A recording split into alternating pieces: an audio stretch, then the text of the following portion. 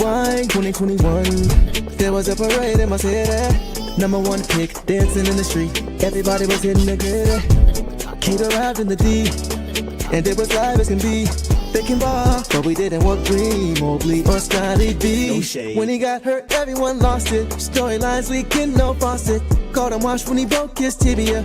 All the haters, time to get it ready, yeah. Everybody wanna be Skip Bayless. Wanna throw shade, okay, say less. Deuce went number one for a reason. It'll click by the end of the season. When he wins most improved player. Gonna be a movie, here's the trailer. Don't say I didn't try to warn ya. Co-signed by Win Benyama. Cade CunningHIM. He was raised a Texan, but now he's Detroit flexing. Team USA, he was killing them. Got him effed up, let me quote Eminem. Nowadays, everybody wanna talk like they got something to say, but nothing comes out when they move their lips. That's a bunch of gibberish and money lovers act like they forgot about Cade.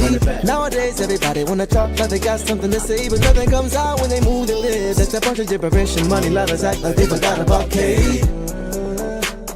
Forgot about Cade. They forgot about Cade. Forgot about. How you forget about Cade?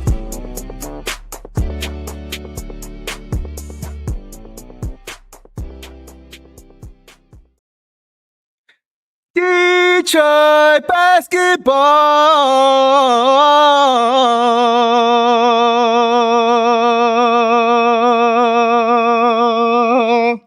Woo!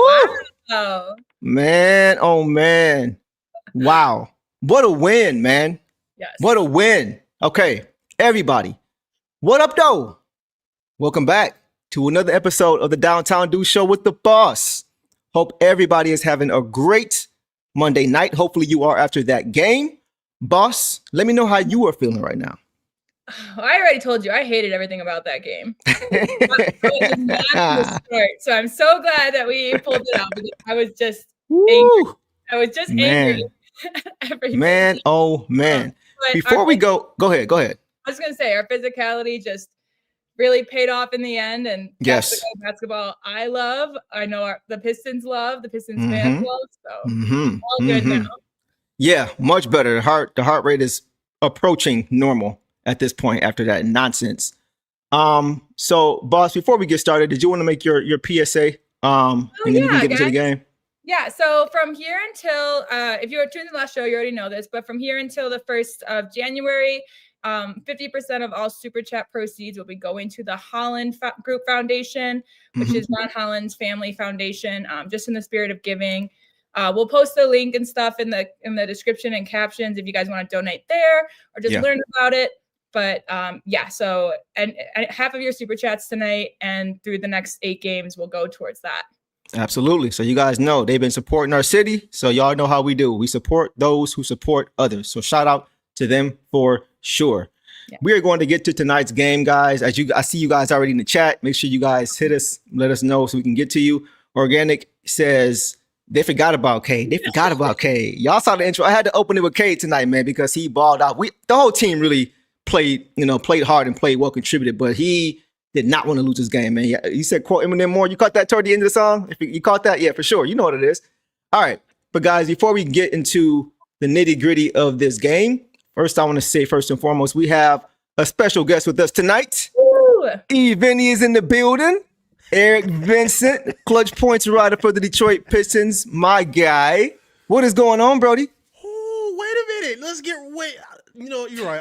I'm on your show, so I'll be fair. What's going on, y'all? I'm feeling good. I'm feeling good. Boss said she didn't like that. I love what I saw tonight. I don't know about y'all. I love what I saw tonight. How are y'all feeling, though? How do people feeling tonight, man? What's up, I'm like everybody? in between y'all. Like, she hated it. You loved it. I won't say I loved it, but I'll say I loked it. I didn't like it. I didn't love it. I loked it. I loked it. It was cool. And the fact that we won this game makes it a whole lot better for sure. So let's go ahead and get into it, guys, and we'll break all this down.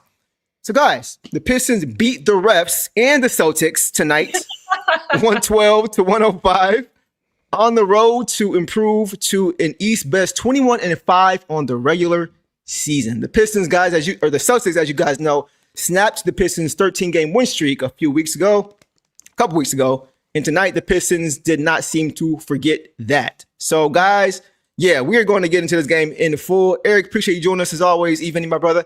Of course. We got a lot to get. I had a feeling you was gonna hit me up. He texted me right before we started, like, "Hey man, let me in. I got a lot to say. Let's talk about it." I was like, "Hey, come on, let's do it." I'm feeling good. I gotta get some you warmed up off my chest. I gotta go crazy.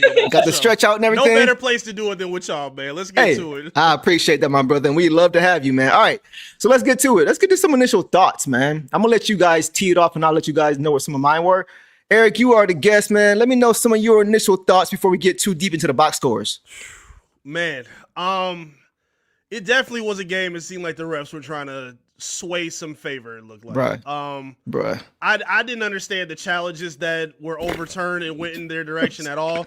I don't know what they saw in that Caris LeVert shot where he was smacked on his hand, on his wrist, in his face, on his elbow, and they said, "Nah." Boston basketball. I don't know what was happening with that. Real quick, the fact that he even had the audacity to say, "Review it." Like, yeah. what? Yeah. And then George even said, he's like, "Man, this is taking a long time with this review." We're thinking the same thing. George's like, "Let's get this over with. Let's keep this game moving." Man, oh my God. But you know what? In the midst of all of it, and again, you talking about you didn't love it. That's why I loved it. Because it was ugly. Okay. And despite all that they tried to throw at them, the Pistons responded to all the adversity thrown their way. It wasn't a beautiful game, but they neutralized a lot of what the Celtics do the best. They ran them off the three-point line. I think the first quarter they knocked down, 5 of 15 threes. For the rest of the game, I think they made 2 or 3, maybe 4 at the most. Mm-hmm. They were horrible for the rest of the game. So that's right. I like seeing them, force them to drive. Even the tough shots they were making, there were a lot of shots that specifically Jaden Ivey was forcing. Man, a lot of floaters that they put up, and they somehow managed to just knock them down. I'm like, hey, you live with that. Good defense, better offense, you'll live with it. Absolutely. And a lot of what they saw and what they made happen, it still ended up in a victorious fashion. They showed up and played good basketball, good complimentary ball again. And, of course, the highlight of the day. We're going to get to that. Oh, okay. No, go ahead. You can say it. Say it. Go ahead. I'm going to say, I got a little salute for him because he deserves a lot more respect. And for his nickname, my dog, woo! Dunking on Derek White. Oh, hey, look. This is the funny part. Heavenly spot. Sean said I was going to call out Vinny if he lost to D. White. Hey, you can't do that now, bro. Hey, no, please. Sean, I need you to give me some love now, low key. In the words of Kanye West, because people were saying that on my broadcast on Live on Assist, what are you going to say if Derek White didn't win? I guess we'll never know, will we? By the way, what a fun game. Shameless plug for you. Let everybody know what you're doing and where you're doing it at, so that way we can follow you when you're not covering the home games, bro, real quick. Yes.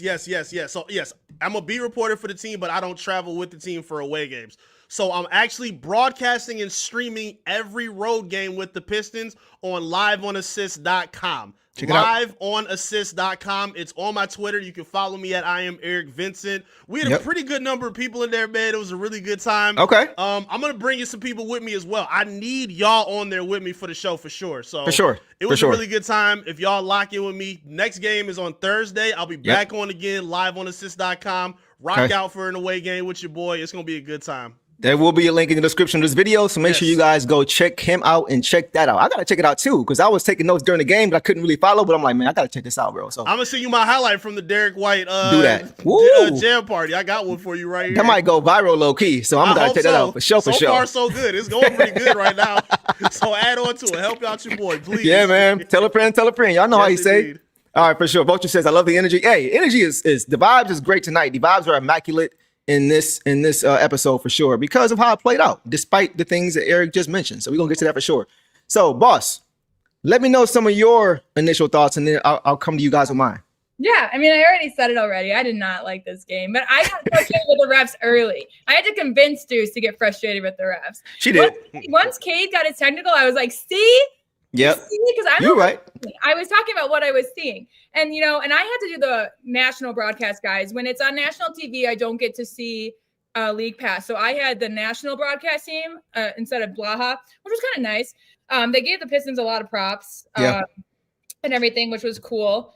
But, the refs, they let them play. But the problem with let them play ball is then the refs get to – it's all very subjective of what they do call after that. They let them play.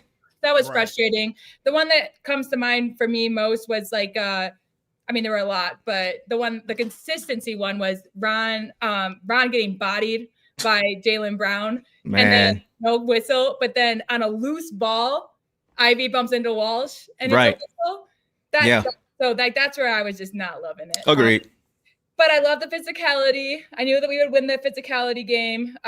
We caused a lot of air balls from Pritchard, from White. Mhm. That was nice. Jalen Brown getting his free throws. We're definitely in their Yeah. head. Stu was cracking me up. Like, he got that technical.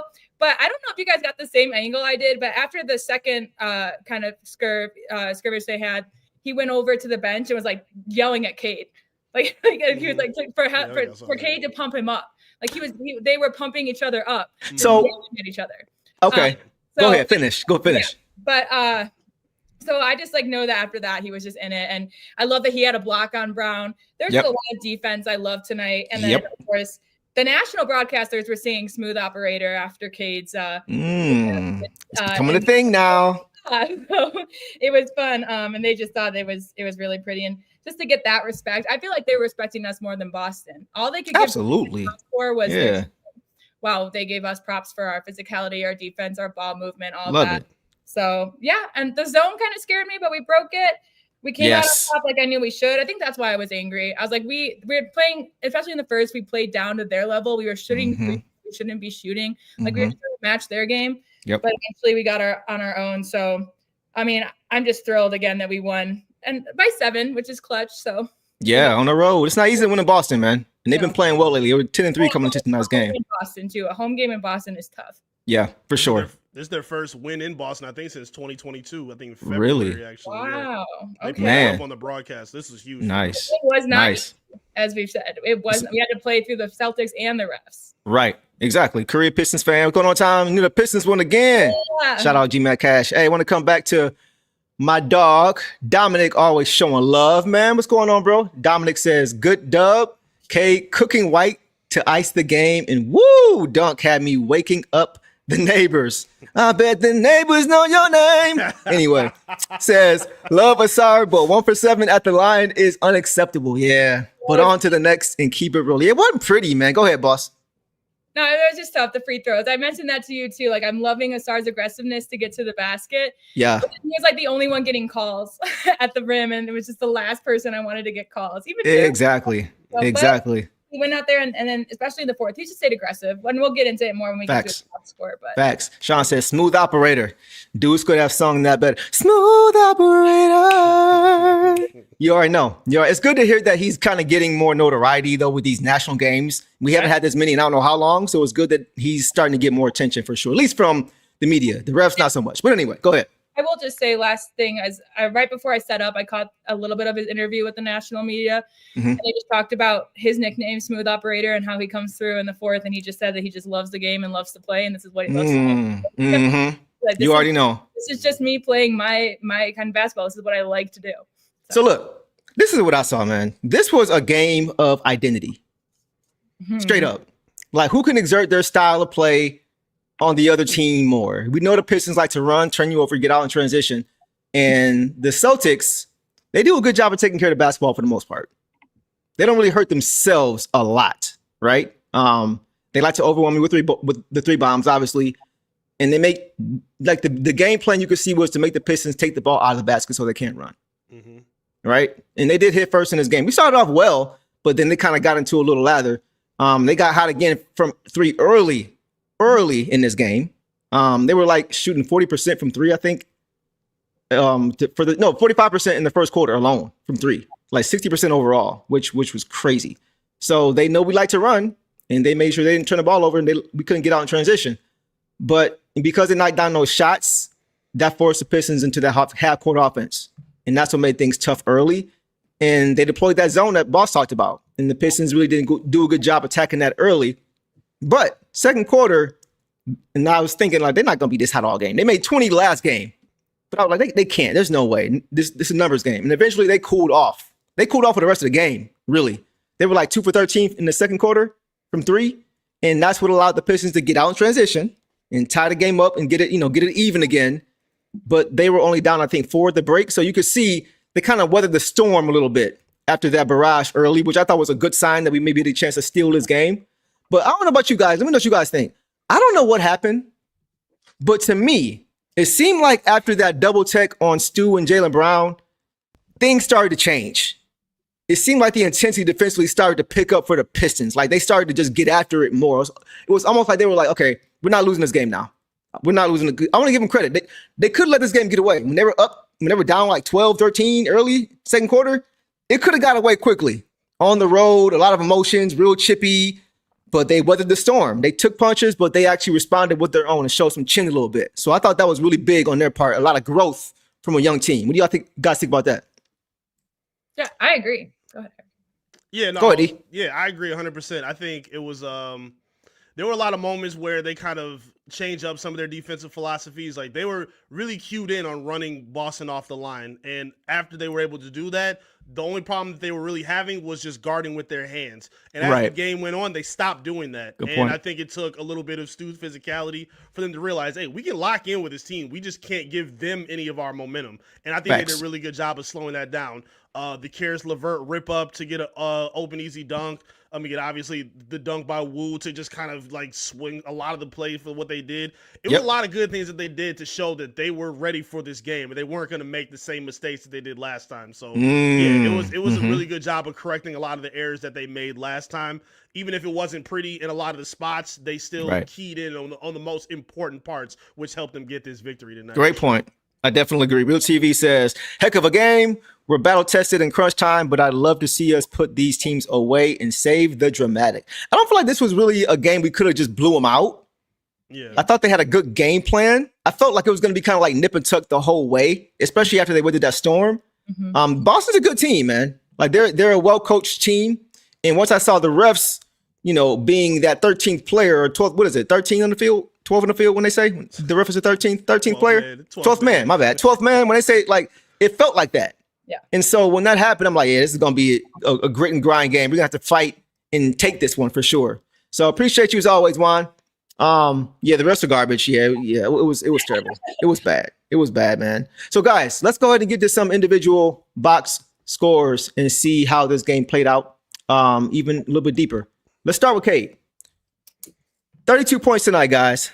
11 for 21 overall, 6 for 10 from 3, 4 for 4 from the free throw line, 4 boards, 10 assists, 3 turnovers, a good ratio again, 1 steal in 35 minutes. So, boss, I'll let you take off first. What did you see from Deuce tonight? Just everything good. Everything that we know Cade can do. Even his 5 fouls were a little, like some of them, again, were a little touchy. Yep. But he doesn't usually get into foul trouble. And when he does, he cleans it up well. I wasn't worried about that. His 6 of 10, I think that's a career high in threes. I think he has 7, didn't he? I think his career high 7. Oh, in a for game? threes. Yeah, I think so. Either way, he approached it. I think it is 7 though. You guys can correct me if I'm wrong in the chat. Let me know. But go ahead, boss. But yeah, so I mean, he was hitting from threes, which is something we needed against a team like this.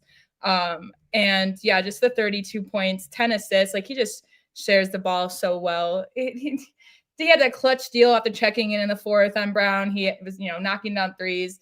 He just played Cade ball tonight, he just played Cade ball. And Cade ball is, either he did both tonight. He scored and assisted, but even high assist to low scoring or high scoring to low assist is still his game. So I loved it. We needed him tonight. And absolutely. Especially after he got really, you don't want to make Cade angry. And we talked about it earlier, like the text with he doesn't get technical fouls. And when he does, it's for the same reason that he's not getting calls and he's frustrated because he's our star, like Jaylen Brown's their star. If Jaylen Brown can put his shoulder down and run into you and get the calls, and so should Cade. Right.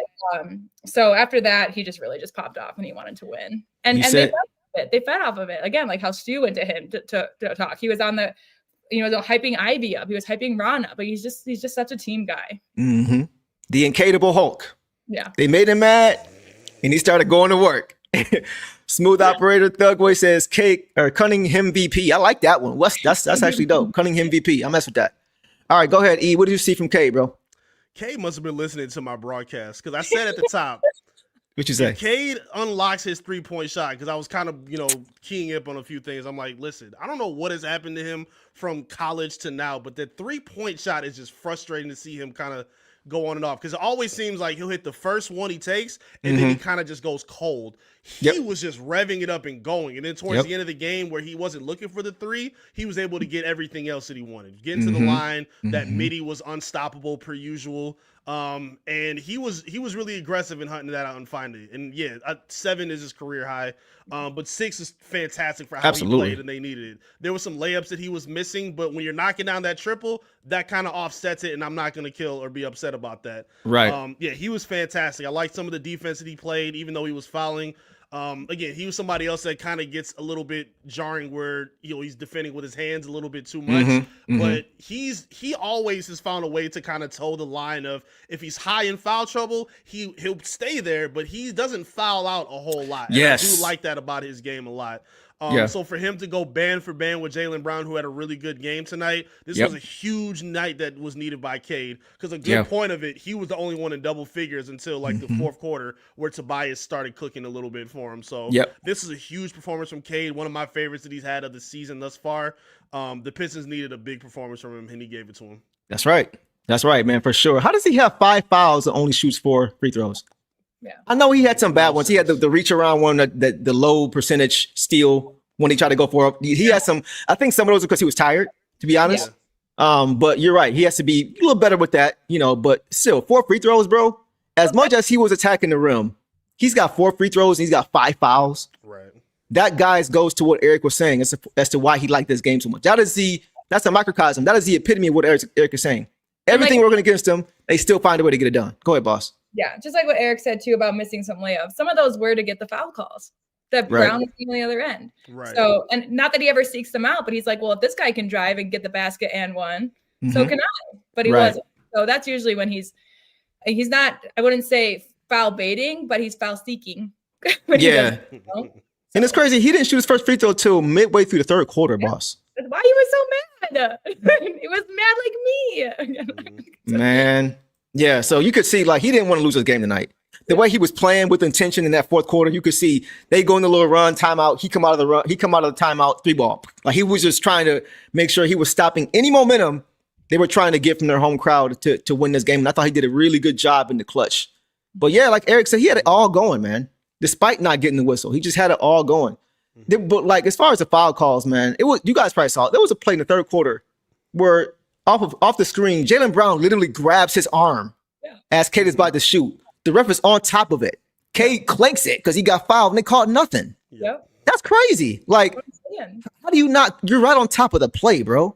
Every time Cade and them tried to break away with the ball too on steals, they were grabbing, slowing them down. Every time, you're right. They were giving clear pass fouls called. And luckily, in some of those instances, fine. Don't call it because it gives us an open path to the basket. But other times, like, our guys fell to the ground or something, then I'd be frustrated.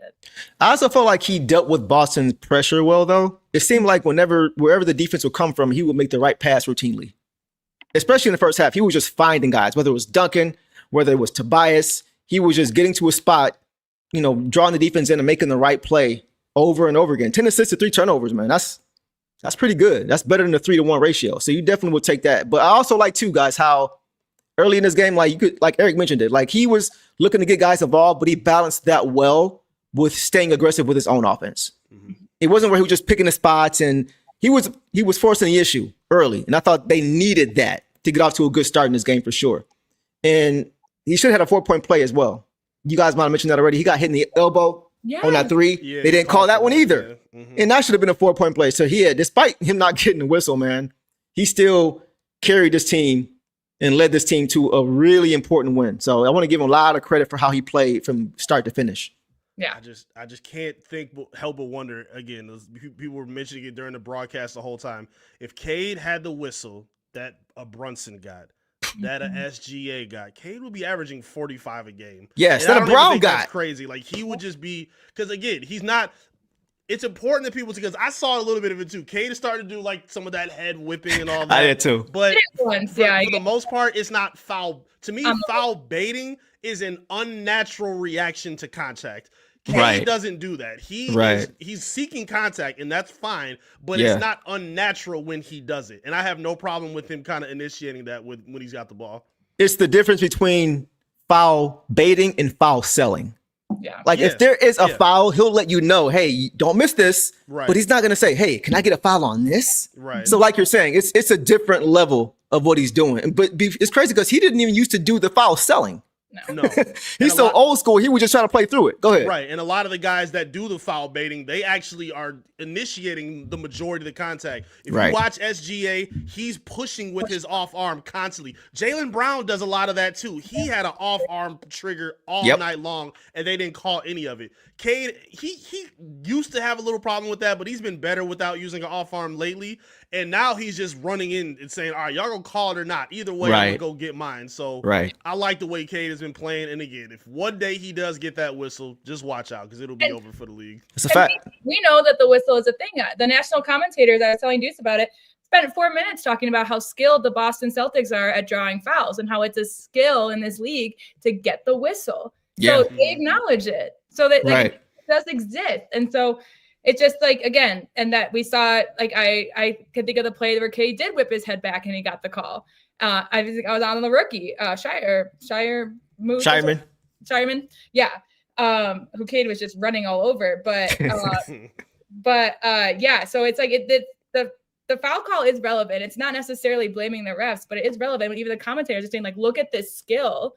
Yeah. And you got a guy over here who's not trying to draw fouls, and because he doesn't be dramatic about it or sell it, he's not getting them. That's ridiculous. Yep. So despite that, he still was able to get the job done and lead this team to a big win.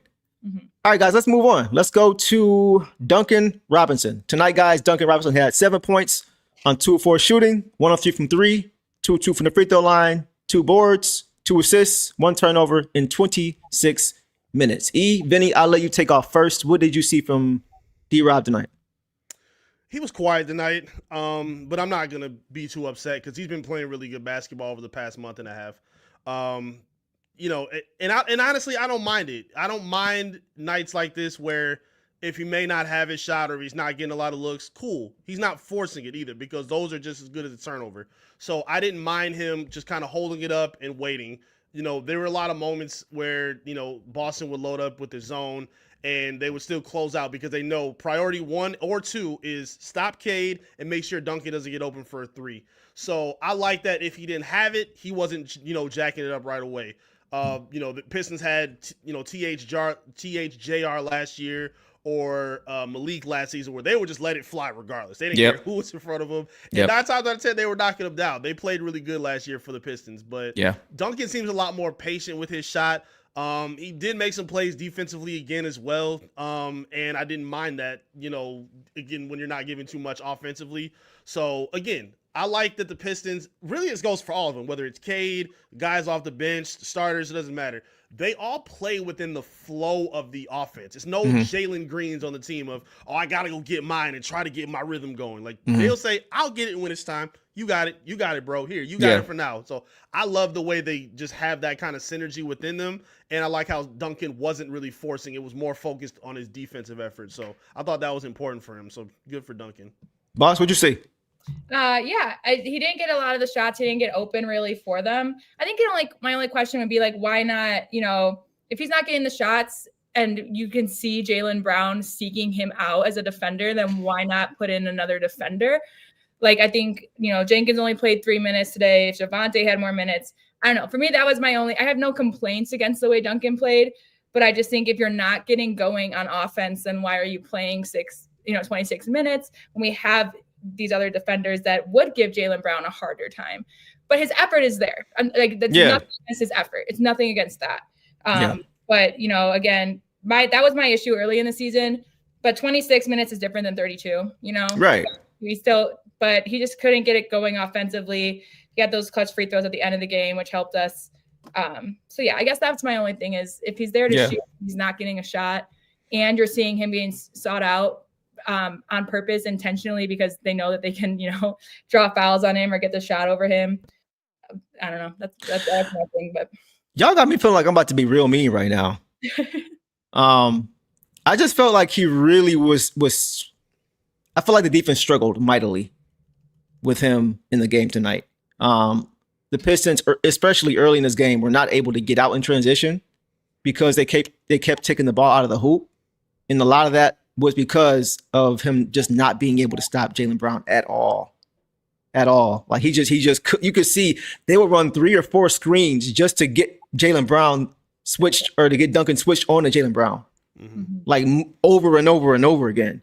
We saw later on, like Boss mentioned, when we had different guys on him, they went away from that and he struggled. So I'm not going to be negative about him tonight, but I've said this before. I do think at some point they are going to make a change at shooting guard because of the lack of two-way play that I think he can consistently provide. I think this is a bad matchup for him anyway. Like having wings like Jaylen Brown and especially when Tatum, if he comes back, that's going to be really tough on Duncan Robinson. I think having more athletic guys, stronger guys, faster guys who can strap up and stay in front of their man is going to help them a lot. And that's why I think at some point we're going to see a switch in the starting lineup because of that. But other than that, I thought he played okay. He tried. Right. You saw him getting upset when they would call fouls on him. When he was trying. It wasn't even about the effort. I just think sometimes he kind of compromises the defense because of his ability to be able to guard. What do you think, E? I see you over there. Yeah, I think this was a game where they could have unlocked Ivy a little bit more. I'm not mad that they I was trying to say it, but go ahead. Yeah.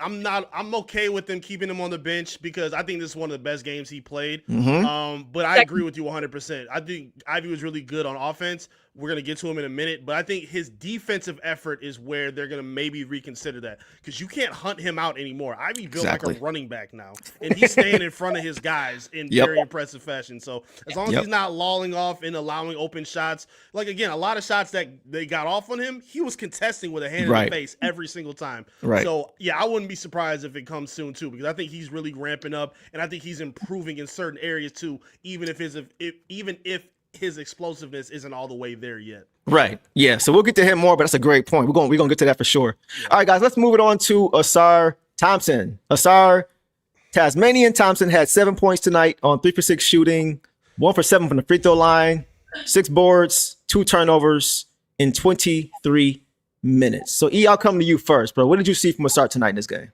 These are the nights that frustrate me about Ausar. And I'm not going to lie, like I'm going to let loose a little bit because talk about it. I don't like a lot of the view and reactions that I see from certain Piston fans about other players, and they allow a lot of grace for other guys. And Ausar is one of those dudes that kind of bothers me. I agree. We talk about it all the time. Yep. Your starting three cannot be – he came into the night shooting 59% from the free throw line.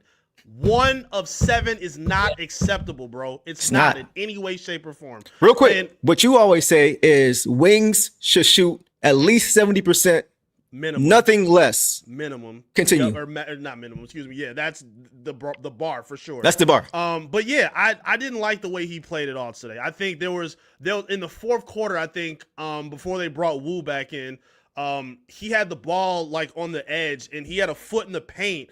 And he had a look to go up and maybe draw some contact. And it seems like too many times when he's driving, he's looking to pass or kick to somebody else. One of the things that we love about Ausar, obviously, is his defense. But outside of that, the athleticism, the speed, the strength, his wingspan.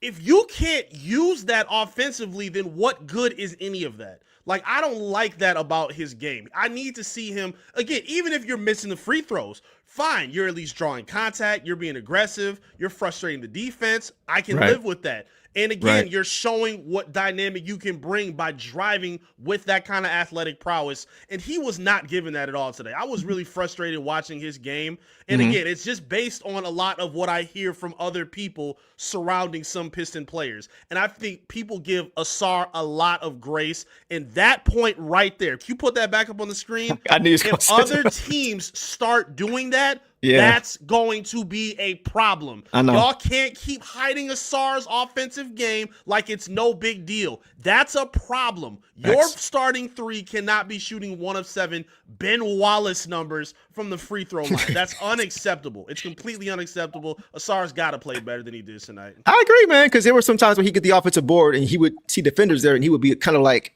afraid almost to go up because he didn't want to go to the line. So I hated that. Yes, I can't stand seeing that. You're not wrong. You're not wrong, bro. Go ahead, boss. Yeah, I mean, what I've been talking about Ausar the last 4 or 5 games is that his confidence has been showing on the court, and it wasn't there tonight.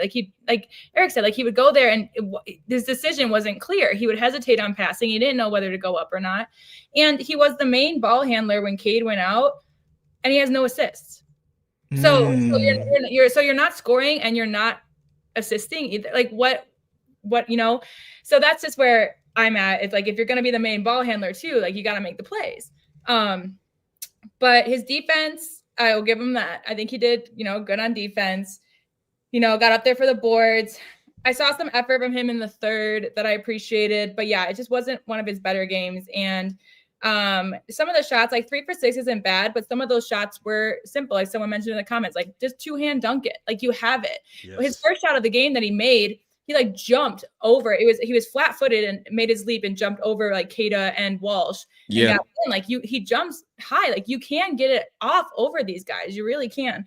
So it's just about completing it. For me, it was just the lack of confidence that I've seen from him lately. Like that's what I've been raving about him the past 2 games. Like he just looks intentional. He looks like it's his game out there. So, I just, not his best game, but I think he did put up a good, he was pretty good on the perimeter, I would say.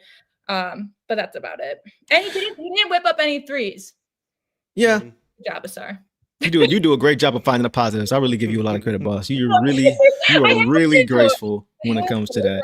Guys, I gotta be a little nice. Vinny is hot. Like as he's talking to you guys, my phone is going off, and I'm seeing tweets about him talking about the same exact. Like, bro, how are you multitasking? You talking to the chat and you talking to Twitter. But I was letting it off. I mean, y'all covered most of the points I had, man. I say it all the time as far as his shot. It's just something that the Pistons is just going to have to live with. Every player progresses differently when it comes to the shot. You look at a guy like Ron Holland, who's working along with Ausar. Looks like Ron's coming along a lot quicker, a lot better with his jump shot. I think he's just more of a natural shooter of the basketball anyway. And that's probably a big part of why. He did some good things. He moved pretty solidly off in the half court when it was there. Had a nice and one off a cut. Right when Cade found him for a finish, I thought that was nice. But you're right. We can't ignore that, bro. Like that's one thing that always stuck with me. You always said for wings they can't shoot below 70%. That is the minimum. So we could have lost this game. That could have been a big reason why. It's just knock down half of those. We got a bigger cushion, and it doesn't come down to the end. So I think that's a really good point that you make. Somebody pointed out that Amin shoots 81% from the line. I did not know that. He does? That's what somebody in the chat said. I haven't verified it yet. You guys can verify that. Yeah, I'm trying to find it here, but somebody says he's playing yoga tonight. I almost ditched you guys to go watch, but I didn't. You weren't going nowhere, man. Not after this game. If they'd have lost, I'd be like, all right, go ahead, do what you do. But not after a win. Yeah. Marco says Amin Thompson shoots 81% from the free throw line. He has a killer instinct too. Sorry, does not. If you guys can, does he really? He does. Yep. 80.9 on 4.5 attempts. That's like if he's shooting 70%, this is a different conversation. Yeah. But you can't. It's become a thing now. You're right. Like it's not just one bad game. He's had multiple games that I can recall where he's missed both free throws at least once. Yeah. Going to the stripe, right? Multiple games, and you just can't and one of those plays tonight was off of Jaden Ivey steal, where I think he picked Pritchard's pocket or Derek White's pocket clean, and Ausar got the ball. He just couldn't finish it, and he got to the line, and he just empty possession. You can't have that. It would be different too if it was and ones. Like if he was finishing. Right. Because then you're right. At least you're getting something out of it. Right.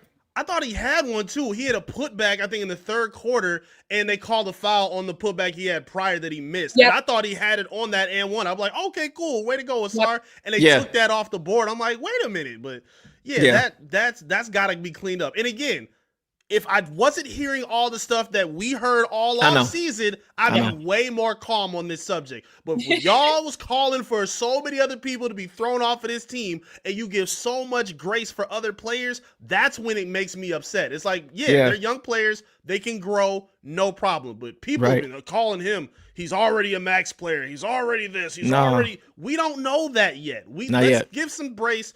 Especially when these kind of areas are so glaringly bad.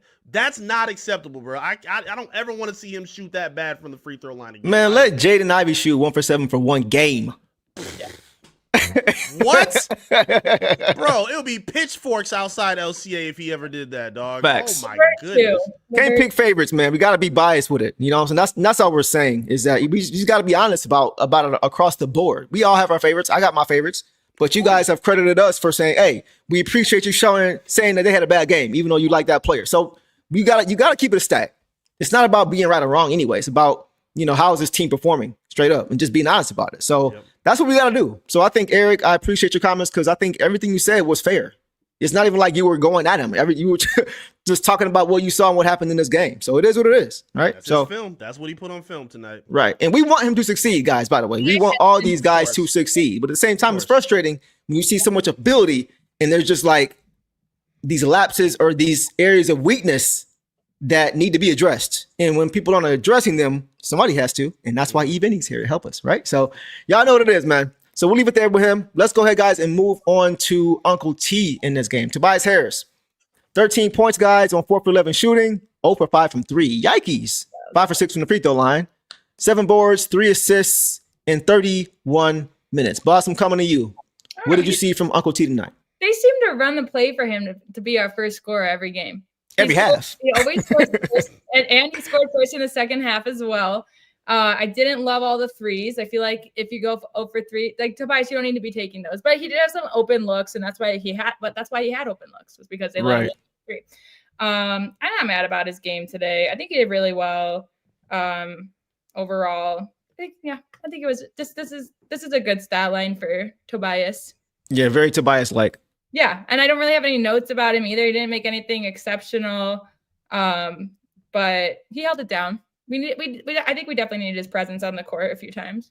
He had that. He pulled the Jalen Brown on Jalen Brown with that pump fake.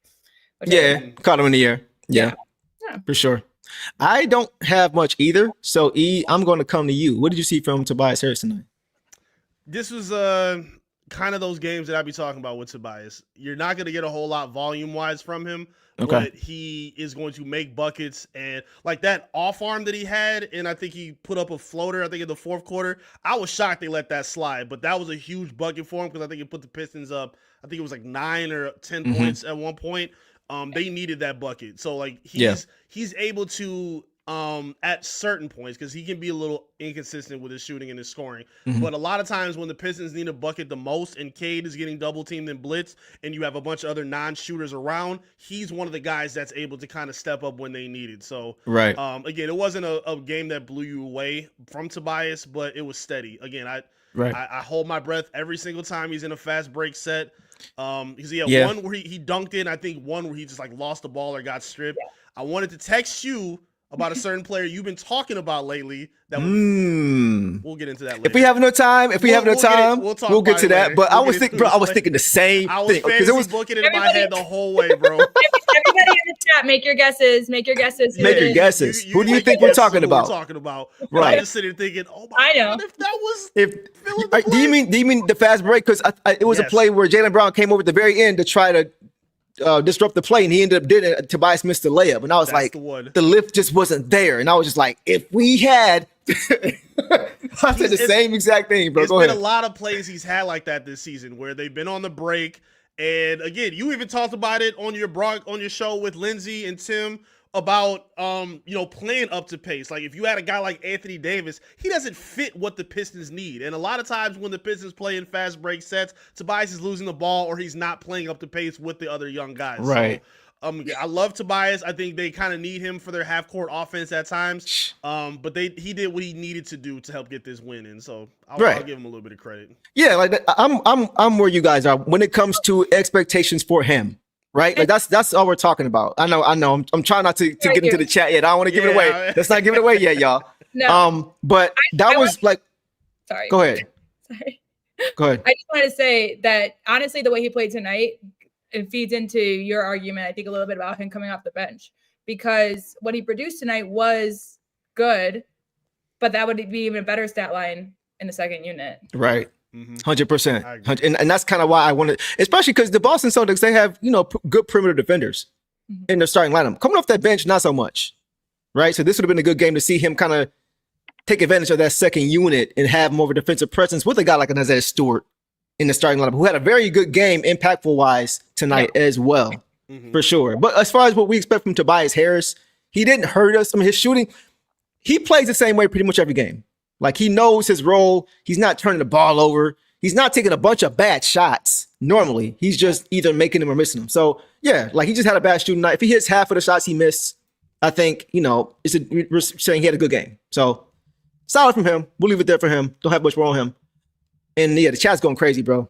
I think they kind of have a We'll circle back around. We'll circle back. We'll say that for the end of the stream. But we were thinking the same thing. All right, go ahead, bro. Ben Simmons, I'm dead.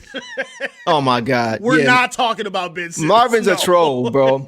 Man, where's the boot button? Let me go ahead and get him about it. Oh my gosh. No, shout out to Marvin. He's always trolling. All right, guys, let's go to JD. Guys, Jalen Duren tonight, 6 points, 3-6 overall, 3 rebounds, 1 turnover, 2 steals, 2 blocks, 4 fouls only. So he wasn't in serious foul trouble, but he did that in 28 minutes. So E, I'll come to you first. What did you see from JD tonight? I think a lot of smart teams are keying in a little bit on JD. Again, I keep saying it. I want to see him get his touches closer to the rim. I don't love the constant isoing from the top of the key. Like, that's not his game. Yeah. It's not. It works sometimes, but they go to the well way too often with that for me. Like, granted, in a zone, he may get a little lost, which is why I'm not tripping too much on the points totals that he puts up. But I just don't like the constant like isoing game that he put up. And there's another glaring number here too that I would Boston kind of tee off on, because I know that's this is her expertise and what her criticism is of him. But he was a little unimpressive today in terms of what his production was. Again, he's been lofted as, you know, one of the most important guys on this foundation of this team. This wasn't really an impressive game for him on offense or defense. You know, he got caught with some dumb fouls pretty often, and really just didn't make much of an impact in the most important areas that he gives for this team. So again, I'm gonna let Boss take care of that, because I want to hear her be mean to somebody for a change. But yeah, I wasn't impressed with what I saw from Duren tonight. Got you, Boss. Your turn. My turn. Green light. So for the positives, you know, he had that block in the first. He had that block on Brown, which is nice. He had a steal on Brown, which led to that Cade into that Sam. Yes. And second, he had a block that ended up leading to his own basket on the other end. But the zone broke him. I don't know what they were just like, the zone. I guess we can't attack the paint, guys, because he was nowhere near the rim when he was in there. And the stat that Eric is referring to is the 3 rebounds. As someone who, before the game started, the Peacock announcers are talking about, in a league full of specimens, he stands out. They were calling him one of the best centers in the NBA today. Worst timing for a game like this. That line. I mean, 2 steals, 2 blocks. Okay, so you did your job on stocks. Good job. But JD, he can finish at the basket. He can do it. He has the same work as Stu. He could be under there. He was bigger. They had the foul on Walsh because Walsh and Keita or Walsh, they could not box him out at the free throw line. They had to grab him and pull him down on one play, and they almost didn't call a foul. Go ahead, Boss. So instead of like how Jaylen Brown was seeking out Duncan, Duren should be seeking out their centers. Keita and Walsh are not good defenders. They're just big guys. Like so it's like, agreed. And JD has been so aggressive on both ends of the court this whole season, really, and especially this past few games, but not tonight. So I think it had something to do with the zone, because they just weren't finding him down there. He wasn't driving the basket. Yeah, I really just hate the rebounding. And I mean, Stu had 7. That's 4 more than your starting center.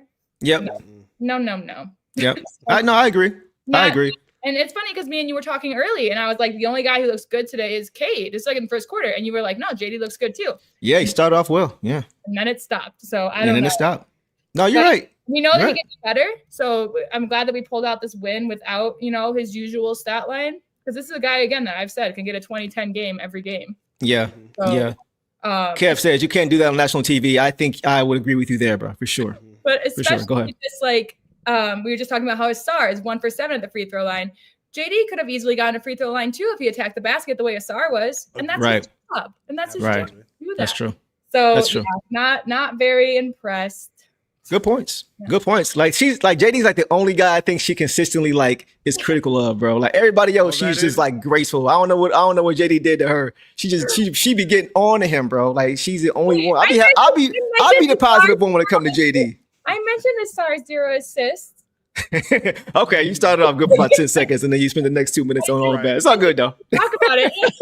I love Jeff. The positive. I mean, first. yeah, like, I'm with you guys, though. Like, this was one of his stinkers. He hasn't had a lot of them this year. That's why I'm not really tripping. Yeah. There are areas that he needs to improve on. Like, the effort to me it wasn't consistent. It seemed like it was there, but then it wasn't. It was there, then it wasn't. And I do think somebody mentioned as far as the zone. I think just having that short roll midi is going to go a long way for him. Yes. Going forward. It's not there yet, but I always mention this guy from the Pacers who's to kill us, Jermaine O'Neal. He was to kill us with that midi. Baby face. So, I just think that's his next progression. But yeah, this is a bad game for him. Yeah. Like and you saw the second half, he didn't even play that much. Mm-hmm. Like they were rolling with Stu for most of that second half. And understandably so. Stu was more impactful. He brought the motor tonight for the entire game. So one of JD's bad games, I'm not going to kill him because he's had a lot of great games, still averaging like 19 and 12 on a year. So this one of a bad game, but we can't see that consistently, though. We saw that last year. We complained about it. We need the effort on both ends, especially defensively. Wasn't there tonight. So I do think, too, though, playing with Stu, once again, will help him. Mm-hmm. Just having that physical presence of another big guy along with him, I think that in itself will go a long way in helping him be consistently effective game in, game out. Masha says, what was the last comment? He said, Masha, everyone has a bad... Right. That's kind of where I'm at. Like, like, on my hand, I can probably name a few, not many more games than tonight where he just played bad like this. 3 points, 6 points and 3 rebounds. Hasn't happened a lot for JD. So I'm not going to trip too much, but this was a stinker for sure. Yes, Marvin says, study McDice. Yes, for sure. Mickey McDice for sure. That's what we need. That's his next progression. But he's still 22, so not going to trip too much. Yeah. Far Gone says, this was a perfect guess. Perfect game for B-Ball Paul. And that's why you said what, boss? We said that too. Yeah. He only said it because he wants me to get on board with Stu in the starting lineup. But you're not on board? I thought you was already on board. I am, but I'm also okay. not. It's okay. It's working. All right. But I definitely agree. Like this would have been a perfect game for his energy and effort for sure. Exactly. And that's another. And I think he would have had he would have had a better stat line than Duren. Probably. He probably. 5 minutes, probably. He would have had 5. Yeah. No, I agree with you. So we'll leave it there with JD. Guys, let's go ahead and get to the bench. There's one guy we're going to start with because I know Eric has some work to do as far as with writing articles, which you guys need to go check out. But yeah, let's go ahead and get to Jaden Ivey, and then we'll let Eric go. Guys, tonight, Jaden Ivey had 10 points on 4 for 11 shooting, 1 of 7 from 3. He couldn't shoot it from 3 either. Now he struggled. Yeah. 1 of 1 from the free throw line, 3 boards, 3 assists, 2 turnovers, 2 steals in 21 minutes. Even you can take off first, bro. What you see from Jay tonight? Another very encouraging night by Jaden Ivey. And you see JB and the medical staff starting to get a little bit more comfortable with allowing him to play in bigger and more important stretches. 20 minutes tonight. And I think he did a really good job of maximizing all of it, even when his 3-point shot wasn't falling.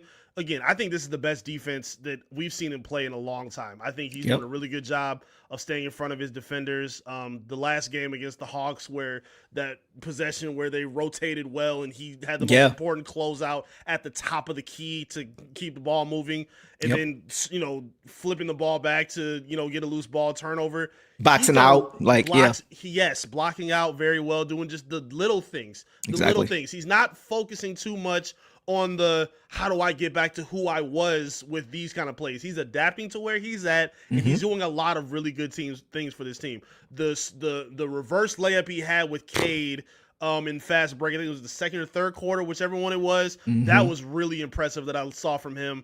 And I like that the guys are going to him and trusting him too. Even JB trusting him to be the primary facilitator with the ball in the man-to-man sets, the zone sets. He went to him and relied on him a lot. And I think he did a really good job of paying dividends to that. I think he did a good job with what they needed. So, I was really impressed with what I saw from him. Again, I think this is a tough night for the Ivy haters. I don't really think y'all got much to say on what he's been doing lately. Because again, he's just fitting in for what the team needs. He's not trying to do too much. He's not trying to be super active. He's like, what y'all need me to do? Okay, I'm going to go make that happen. And I think this is a really helpful game for him. Mr. What you need, coach, was Jaden Ivey tonight, guys. Sir. Great point.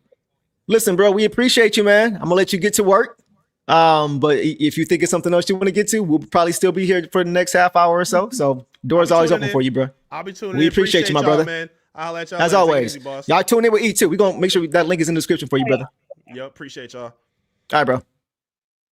Okay, boss. What did you see from J.I. in this game? What stood out to you? Well, so he had poor shooting in the first, but then he hit that big 3 at the end of the second. And that's kind of because I would love to see what his stats were after that, because I think they were a little better. Right. Like Eric said, he had that great scoop and one. He also had that no look bounce pass to LeVert. He was looking the other way. I was nice because that's a hard pass to make. First of all, bounce pass inside. Second of all, to not be looking to throw him off. Which led to the LeVert and one. And then just like I said, we've been talking about phenomenal defense. He did such a good job of staying in front of these Celtics. Like he could really lock it down. And I think like we talked about earlier about, why Duncan had the minutes he had. Ivy had 21 minutes tonight, but even on the national broadcast, I talked about how him and LeVert were both on restriction a little bit. They're both staying around 20 minutes because LeVert had 19. So that was probably another reason. But once and I mentioned it to you earlier too, the shots he was taking almost felt a little forced. They didn't feel like in rhythm for J.I. So once he started, again, letting the game come to him, doing what he needed, whether that was passing, whether that was points, the 2 steals, it was just beautiful. He doesn't have a block registered on NBA, but as everyone said, he got one tonight. He blocked one on Brown. So they haven't credited him, but maybe they will, but by the end of the night. But I think the only thing that people could say, the haters could say about Ivy, is that he had a slow start, but then he picked it up when we need it, just like LeVert. Right. Both Exactly. Kind of slow, and then we needed both of them tonight for the win that we had. Agreed. Let's get to some comments here. Devin says LeVert and him play like, they're very similar in how they play, for sure. I like them on the field together. I do. Yeah. Kev said that was really the last thing I need to see from J.I. defense. The jury has been out, but he showed something. That's huge if he's going to slot alongside Cade. Thumbs up. And that, guys, takes me to what I was going to say before when I was talking about the starting 2 spot, right? First of all, offensively, we do that first. Offensively, he was very hot and cold. I thought this may be a struggle game for him throughout the whole game because, the Celtics are very pesky and they're very opportunistic as far as turning you over. But he got it together, man. He bounced back. I do love how unselfish he's playing too. It was a sequence where he and LeVert were kind of just playing hot potato with the basketball. He passed to LeVert, defense was shift. LeVert back to Ivy, it shift back. And then he made another pass. He could have took the 3 ball right there. Yep. But he made another pass because this time the defense has shifted a little bit too far to him, and he gave it back to Caris, and Caris knocked it down. So I like the unselfishness that he's shown. He's never been a selfish player like many have thought. He's never been a black hole like many thought. He's just now playing for a team and a coach that likes ball movement, and it's working out in his favor, and he's just buying right in. He also showed the burst is still there. On one play on the baseline, he went baseline, got to the hole easily. So the burst is not fully there yet, but it's coming. Yeah, you can see it's starting to come. Go ahead. Yeah, they called him a freak athlete on the once he got that reverse layup and one, that's what the commentators talk about. Like, this guy is a freak athlete. He's just warming up. He's just coming back in. Again, if you guys watched the Peacock podcast or broadcast, if you didn't watch it, they for the first time were like, they were hyping up the Pistons more than the Celtics. It was pretty cool. But I watched the local one, so I didn't see that. So yeah, that's good to hear. Yeah, and so it was nice as someone that was forced to watch this, because I like the league pass where I can watch Blaha, and but sometimes when I'm forced to watch national, I'm like, I don't want to hear about it, Gotcha. But yeah, Ivy just, again, the defense, it just all looks so good, and I'm just excited for him because this is how he has been the past few games, and we even talked about it early on. Like, he was a little bit off, like he just had an off night in the first half. Then again, at the end of the second, he hit his one and only 3. Yep. And he was making smarter decisions going forward. And he was like, okay, I'm going to take the most advantage of my minutes. And he did. Exactly. And so now I'll get to what I was saying before. You mentioned that we've all talked about it. Defensively, huge, guys. Yeah. Like, I think a lot of people would have never thought we would have said that about a game with him where his defense just completely outdid his offense. He wasn't good offensively tonight. He really struggled. He had moments, but he never really got into a flow. He had a nice acrobatic play, like you mentioned, had a nice 3, but he had a lot of plays where he was a little bit too careless with the basketball, trying to force things inside. But guys, he showed me once again why he's going to eventually start. Yeah. I said it before. Bad game offensively. He made up for it on the defensive side of the basketball. His effort tonight, again, his effort since he's been back has been there. Eric excited to play with her all on a string defensively. He made all the right rotations. He was active. He just made every right rotation. And that just goes to his willingness to want to be a part of what we're doing now. Mm-hmm. I said it before, we would have seen what we're seeing right now last year on steroids when he was healthy. We just didn't get a chance to because he didn't play enough. So now we're starting to see it. And there was a few plays that stood out to me, boss, defensively. He got back on defense in transition on one play to prevent a score. Had a nice steal on Derek White, like we talked about. Yeah. Fourth quarter, he missed a three pretty bad, right? But he fouled that up by forcing Derek White into an air ball. Bad air ball. And we talked about Jaylen Brown, how he was hunting out Duncan Robinson. It wasn't happening with J.I. And if you guys remember last year, I was saying, I thought he could guard guys like Jaylen Brown because he's big enough and he's strong enough and he's fast enough. Jaylen Brown is not going to bully him in the post. Jaylen Brown is not going to blow by him on the perimeter. Jaden is just as strong and just as fast as him. That's why you didn't see Jaylen Brown hunting him out because he can't. He tried to score, he got a shot blocked. Tried to score again, he missed a shot badly. Like he's a prototype guy you want guarding a Jaylen Brown. So even on a night when this offense isn't there, I'm like, please put him back in the game in the fourth quarter to end this game. If Jaylen Brown is on the court, I want Jaden on the court. I know he's in a minute restriction, but especially late in the game, I wanted him in the game guarding him because he was probably best suited to do it. Yep. He has that perfect combination of strength and speed that I don't think anybody else has on the team at that level. Nobody else has it like that. So tonight, defensively, man, what he showed me is exactly why he is going to start. Because even when he gets to a point offensively where he was last year, when you got that two-way play from your shooting guard next to Cade, watch out. Yeah. Watch out. And I think with Duncan, if he's not shooting well, he's not really helping you. We see with Jaden, when he's not shooting well, how he can help you. And that's the difference for me. Yeah, I agree. And I think, you brought up a good point with him. Like his speed isn't just utilized on offense. Like he used that speed to get back on defense too, to stop the play. And that's just what he does. And he's not, I would say he's at like 70% right now. We know that he can really light it up when he wants to. Yes. So yeah, I'm just thrilled for Ivey. And then again, I do think he'll move to the starting lineup soon, but 20 minutes, he'll probably, I think maybe next week, get to 25. Like he's going to be off a minutes restriction soon. How many weeks has it been? Since he's been, I think it's been like 2.5, 3, maybe 3. We were guessing at like the month mark. Yep.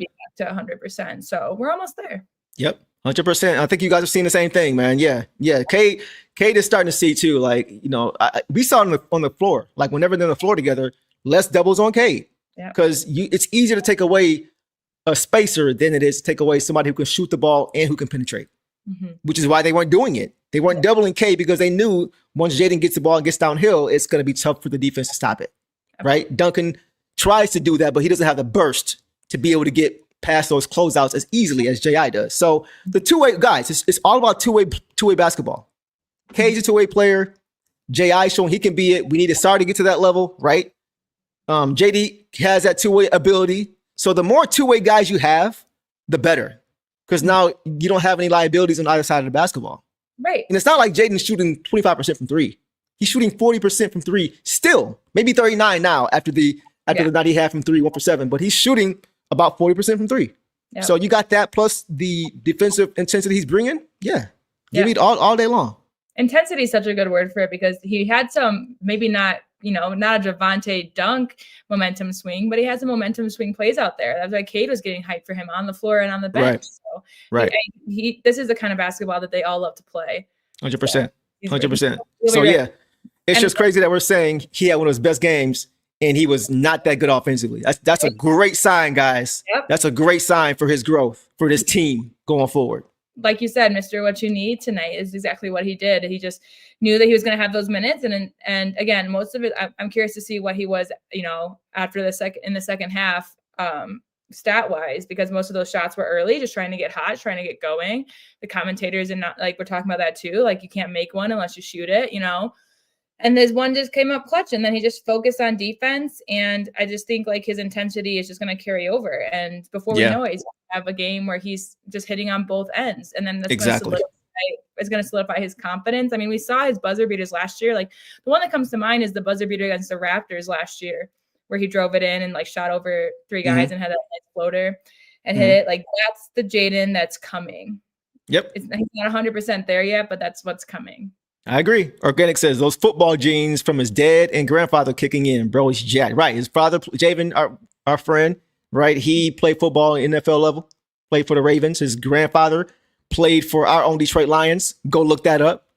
James Hunter for sure. So he's built like a football player. He's just playing basketball. But you see the explosion that he has too. And this is an important point too. Clifton says the Atlanta blowout was huge. And we said this, boss. We were like, hey, we were like, it was, I think the benches had cleared with about 5-6 minutes to go. And he was in the game. I was like, man, let him finish the game. Yep. Oh, let him go. Let him make mistakes. Yeah. Because they could have come huge. in earlier. That was huge for him. Unfortunately, it didn't improve my second unit theory with Jenkins not getting many minutes tonight. But I think it's because they relied more heavily on Cade. I would have liked to, we'll get to Jenkins. I would have liked to see him more. I think he still could have come off the bench and been productive. But I think that they chose, but we talked about him being like him and Javonte kind of being the 10 and 11. And tonight Javonte got that. And last game, Daniel got it. So if that's how it works with me, I'm okay with that as well. Absolutely. But yeah, exactly that. I was just happy that they were playing together because it's him and LeVert, and they looked really good again tonight too. Like again, he found LeVert under the basket. Him and LeVert were doing great on defense. Like they're playing very well off of each other. Agreed. Yeah. So that was good to see as well. Because at first I was kind of like, I want a point guard out there at all times, right? But tonight it worked out. I agree. It worked out tonight. I think it's just again like I think once Ivy takes Duncan's spot in the starting lineup, that we will see that more consistently of having another ball handler because Duncan can, but we don't want to in put spots. So right. Exactly. 100%. So we'll leave it there on JI, guys. Definitely showing signs of being a really good two-way player, which is exactly what we would have seen last year had he not gotten hurt. He is showing now, even though it's just a few weeks back from not playing 10 months, that it was not a fluke. It was not a fluke at all. So we'll leave it there, guys. Mega Hustler says, my favorite JI buzzer beater will always be Sacramento. Ended the beam team. I agree. That one was ridiculous. 4-point play and then knocked down the free throw to put it away. Didn't miss the free throw, put the game away. Good stuff. I mean, it reminds me of Jenkins one and the Wizards. Right. My reaction. Same spot. Yeah. My reaction, at least. That one brought us into overtime. Right. Jaden won with that one, but those were two same spot, same clutch. Just crazy. We got to have one once a year, I guess. Hey, I ain't mad. For real. I'll take it. Yeah. And my heart will do with it later. Exactly. All right, guys. Let's go ahead and move on to Dog Pound Senior, man. Isaiah Stewart. Man. Once again, he is the ultimate box score deceiver, right? 7 points tonight, guys, on 3 for 6 shooting overall. 0 of 1 from 3, 1 of 2 from the free throw line, 7 boards, 1 block in 22 minutes, and 1,000 impact points. Yeah. So, boss, what did you see from Isaiah Stewart tonight? I don't know if this is correct, but they're saying he had no personal fouls. Stu? Yeah. Let me, because you're on NBA, right? Let me check ESPN. NBA, yeah. No fouls, bro. That's insane, bro. He has a couple warnings. He had the warning with Brown. He had the warning with, I think, Walsh, where they were like, guys, Arcata, and they're like, knocking off. As physical as he plays, to have no fouls is insane. Insane. How? I mean, the 7 rebounds, the clutch. My favorite thing, the rip away, that will be my favorite play of the month. Yeah. Rip away from Minot to dunk it. He just said, give me that. Yeah, bully ball. Yeah, exactly. And the second he ran the floor, he got the rebound. He came from the half court and ran the floor for a rebound that ended up getting the shot. That was the one. Oh, no. Go ahead. Was that the one that Cade drove and missed? Mm-hmm. Yeah. So not only just got the rebound, just put it back. Yep. And in the third, after all that Brown drama, all that Brown nonsense, just blocked. Yep. Said nope. I loved it. No fouls. I loved it. And he had a technical foul. Okay. But it was a double tech, so I'll take that. Of course. And he walked away. Exactly. And he walked away. He's like, and so that's where he's returned. Again, he went over to Cade. I'm so curious because I want to know if that was like how we talked about the couch and the stress balls. If Cade was like, next time, just come yell at me. So he was seriously the angle that I had, he was just sitting, and Cade's like, he's like, yeah. And Stu's just yelling, and the refs are talking about what to do, and Stu's him, So. What that looked like to me, and I'll let you continue. Yeah. It looked like Stu was just trying to play it off. Because like it was close to being a second because he didn't like swing on him or anything, but he stared him down for the second time. And Brown won't like that, and Stu kind of looked at him. But after that happened, Stu turned it back off, and I saw him going over and it was like he was casually talking like, "So guys, what do you guys think? Like, can we still win this game?" Because it was almost like he was trying to distract from what had just happened and just talking to his guys. Because when he came back over, he was like, he went to the refs. He said, "Hey, I walked away. I walked away. So to me, it seemed like he was just trying to distract from it and just change the subject, change the tone of what was going on to, I'm talking to my teammates right now. Because I've done it before. Different moments in that because I didn't get to see that. But first, he was really, because when I saw him talking to Cade, it was not casual. Like okay. But it was the same play. So maybe the camera angle the national TV had on that. Maybe your local one caught it after or before. You saw that too. He was high-fiving guys. Yeah. After he went over to high-five everyone, just like he like just got low and was just yelling in Cade's face. And Cade locked eyes. So I wonder if that's just like a technique of like, just take it out on me. You know, how who was it? Michael Malone's dad let Isaiah. Or whatever. Brendan when he like grabbed his neck. Yeah. Down on me. You know? Yeah, for sure. I just loved his energy the whole game, and it just really shifted. He was just really like, and I swear he told Cade to like come take care of business too when Cade was on the floor, because him and Cade didn't have a lot of minutes together. They had some, but it was mostly the second unit. So Stu would be my player of the game. Well, actually, my player of the game is probably Javonte, but up there as well. Just the dog pound. Just give you the whole dog pound. I was going to say that. The dog pound was huge tonight. We're going to get to the other guys, but Stu, Ron, Javonte, man, those guys really like their style of play really kept them in this game tonight. Like just his physicality and his motor. Because he did not back down. Go ahead. Brown put up his fist and didn't get a tech, and that I didn't see that because you told me that. I didn't see him like put his fist up. Like he squared up, or he just kind of like. No, when they were separating each other, he told Stu, he's like, "Meet me outside," and put his fist up. Stop, bro. Stop. I know. Stop. So, and that reminded me too earlier. Someone commented on it, like when Javonte got the tech for yelling at the ref. But if anyone yesterday's Dylan Brooks versus LeBron James squirrels, LeBron James was grabbing a ref. Grabbing him. And got so that takes me off it too, because it's like, I mean, Javonte, I don't think he realized the ref was that close to him when he screamed in his face, but it's just like that was bogus, bro. Like, do your job and there's no tech to call. Like, call the foul and there's no tech to call. Like, how do you punish somebody for not doing your job, bro? Yeah, it's the same. But we'll get to him for sure. But Organic says my guy got to stop doing the Arthur fist. I'm screaming. That's hilarious. Arthur Fist has me dead. Yeah, exactly. Brown, come on, bro. Meet me outside. Stop, bro. Yeah, bro, Stu will make Stu will beat him so bad he'd make his hair start growing again. Yeah. Like, stop, bro. You don't want with them problems. Anyway, we'll leave that there with Stu. But yeah, he I'm telling you, man, just his mentality and his physicality and his motor were huge. 47 bench points for us to 14 for them. Wow. So the bench brigade again. They played they relied basically on Brown and White. And that's, again, what we talked about earlier, too. And I was like, the way that we play team ball against Atlanta, that was huge. Yeah. Everyone, like, 8 guys were in double digits, like 12 guys that had over 8 points or whatever it was. Yeah. Just nuts. And tonight, it was just Brown had 34, White had 31, and Pritchard had 12. Everyone else. That's it. Yeah. Wow. It's amazing how the winds of opinion have shifted on Beef Stew. He was the constant center of trade discussions for a long while, but he has done nothing but gotten better. That's 100%. And once again, that just comes with time. That's why we aren't GMs, right? He's the heart and soul of this team. There's nobody saying trade Isaiah Stewart, or he's not even mentioned in trade packages anymore, because I think more people now understand it's not just about the box score. He sets the tone. Don't care about no tech. That is Isaiah Stewart. Like, it's kind of like when Rick Mahorn left the Pistons in the expansion draft. And then you see guys the next season starting to get tough and pushing Bill Laimbeer back. Yeah. Because the enforcer is gone.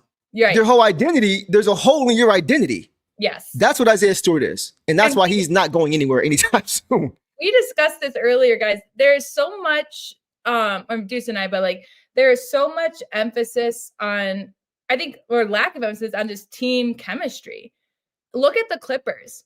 They're stacked. Kawhi, Harden, Levine, DeRozan, Zubac. They have great, phenomenal players. Worst vibes. Cannot win. Yeah.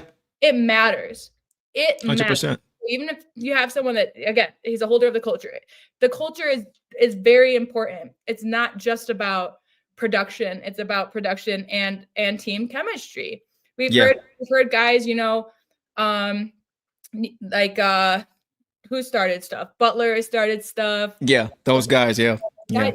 And Udonis has one for Miami. I always say it, but it throws him off. So there's no reason to, like, that's just another thing of like, oh, like, yeah, I guess, the box score doesn't reflect it, but we know what Stu brings to us. I'm honestly kind of glad he got a text today and showed out. Like, now the nation that tuned in tonight sees what Stu can bring. And yeah, they saw what the media pushes, is that he is kind of, a troublemaker out there, but they also saw what he does. Exactly.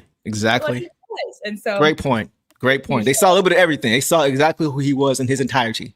Yeah. That's a really good point. And just one follow up on the culture point. I watched a quick segment with Dwayne Wade and Udonis Haslem. And there's a story that Dwayne Wade talked about. I think I sent it to you, boss. Yep. He basically said, I don't have it here, but he basically said that there was a trade on the table when they were both playing together as teammates. Pat Riley wanted to go get Allen Iverson and add him to the Heat. And D Wade is like, he had D Wade come to his office. He said, what do you think? Think about adding AI? He said, man, you bet. Allen Iverson? Yeah, add him for sure. Bring him on. He said, okay, cool. He said, we got to trade Haslem. He said, I'm out. Yeah. And just that quickly, it's the same thing. He said, bro, we can't let Udonis Haslem go. He's the heart and soul of this team. He's our identity. He's our enforcer. He said, I love Allen Iverson, one of my favorite players. If we bring him here, if I get in a scuffle, he ain't going to bat for me. He ain't going to be trying to fight for me. He ain't going, you know what I'm saying? He said, UD will, though. You need those guys. So it's just nice to see that people understand outside of Detroit, they understand how important he is because of just the tone that he sets and the culture that he brings. You don't trade those guys. You lose your identity as a whole. That's why he's one of the most important players on this team without a question. Absolutely.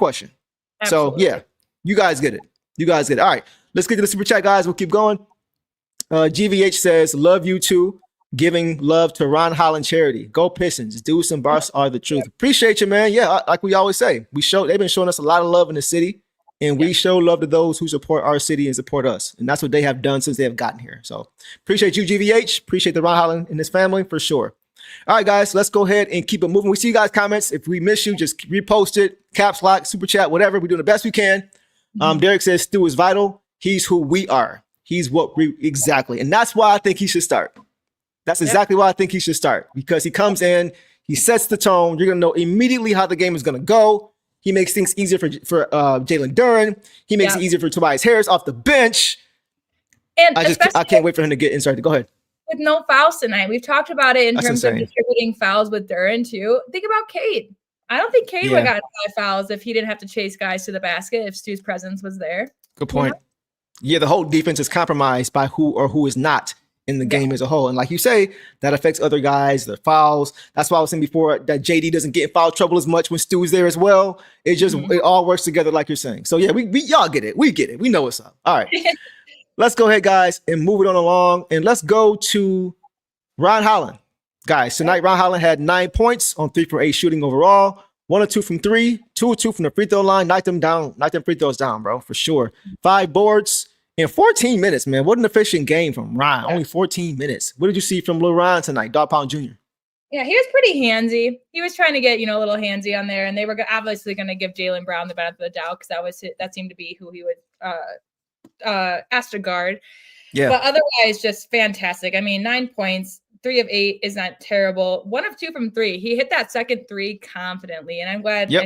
And I think that, he missed his first, so what that tells me is that he knew he could make the second, because lately, if he isn't hot from 3, then he hasn't been taking it. His drives to the basket are so funny. Just what he makes sometimes. The one basket he makes, he was like horizontal. Yeah, he's a shot maker. Yeah. They don't know how to guard him. It's like he gets one a game, it seems like. Somebody said Van Gogh. It's like a work of art, huh? I get it. Go ahead. I love it. No, again, like you said, efficient game, 5 rebounds. That's 2 more than Duren, by the way. Way to come back to it. Go ahead. But no, he just wanted to go. He went out there, and again, we talked about this. He plays hard every time. So against a team like the Celtics that even the announcers were saying are great at drawing fouls, and he is going to get into foul trouble because that's how he plays. He just never strays from who he is as a basketball player.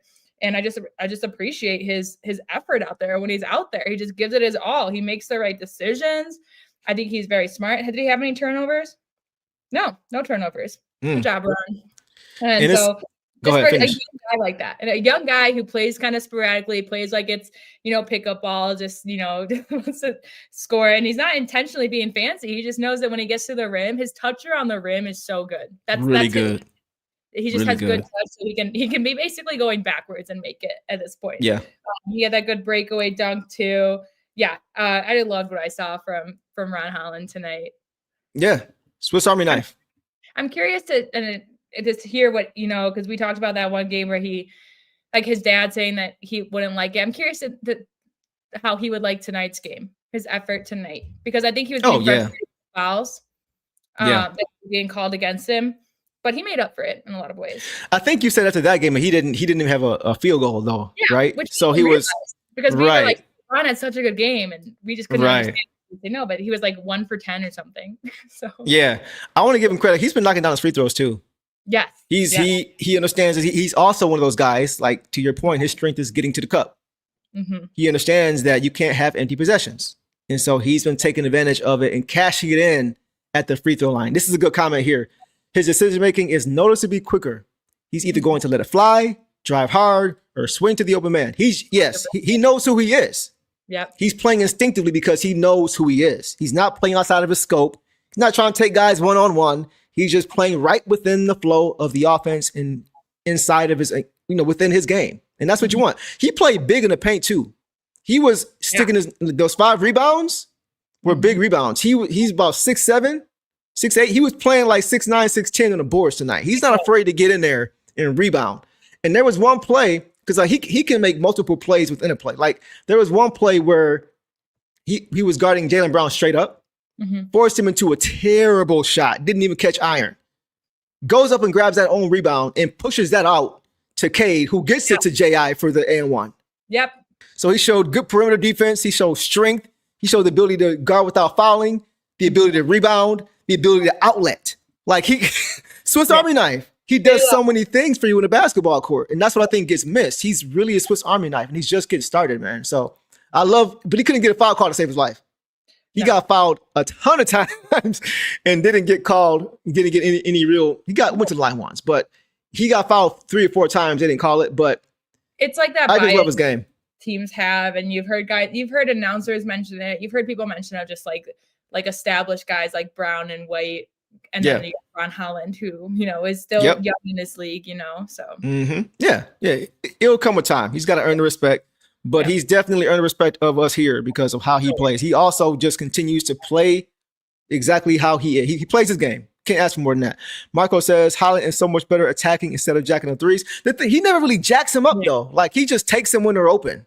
Yeah. It just feels like they're being jacked when they don't go in. Right? If he was making them at 40%, we wouldn't be saying he's jacking them up, even if he was taking a lot more than he is. Right? So, but the thing is, he's taking them in rhythm. Like, most of the time, he's in the corner, he's open. Yeah. So you can live with those if they don't go in. It's still a good shot. And because he's working on his jumper, I'm okay with it. The one he missed today was from the corner. The one he made was actually a little bit, it was like halfway through the corner, halfway through the center. It was nice. Was it? I thought the one he made was from the corner. I don't think so.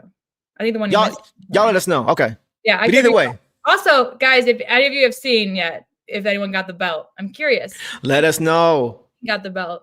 That's like a customary. Like y'all gotta always let us know because we don't be checking while we're here with y'all. So y'all always gotta let us know who got the belt for the particular night. So let us know who got because I really, man, it could go so many different directions, boss. Say Javonte or Cade.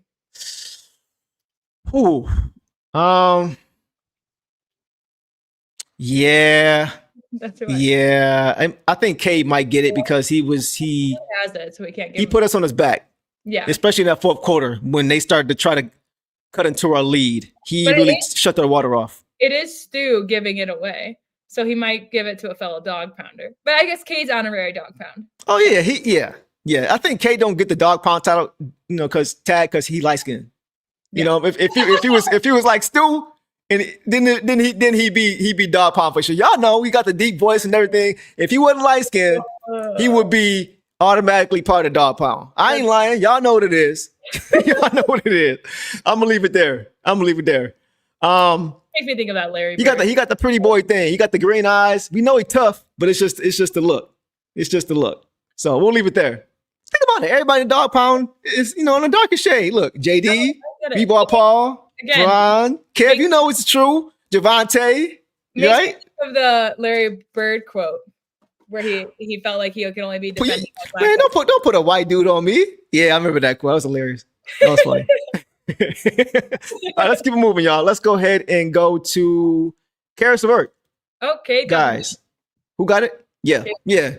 The way he closed this game, you had to because it could have got away. It could have got away, but he said no. His 3-point shooting was needed. Yeah, that too.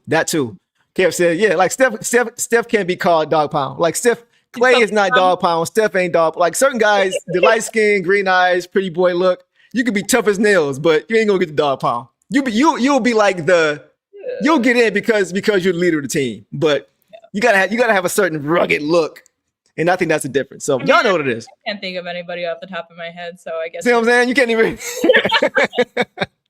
It is what it is, but we got love for you, Kay. It is what it is. All right, guys, let's go ahead and go to Caris tonight, guys. Caris LeVert had 13 points, 5 for 10 overall, 2 of 5 from 3, 1 of 1 from the free throw line, 1 board, 2 assists, 1 turnover. And 1 steal. He kind of stuffed his stat sheet tonight. 1 steal as well.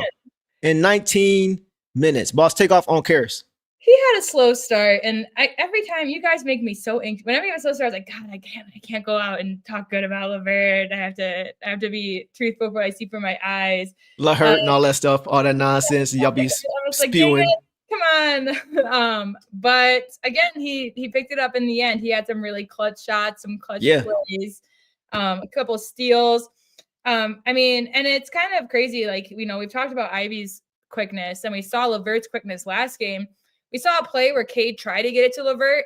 Like he tried to anticipate where he was going and he just was a little bit off, like barely got out of bounds. And that just goes to show again, his quickness because LeVert was back. Like Cade tossed that ahead of everybody for LeVert to hit. Right. So I just think he's just playing phenomenally. 50% again. I think he still has the highest shooting percentage on the team. Because he's been around 49% this year, and the last time I checked that was like 3 games ago. Okay.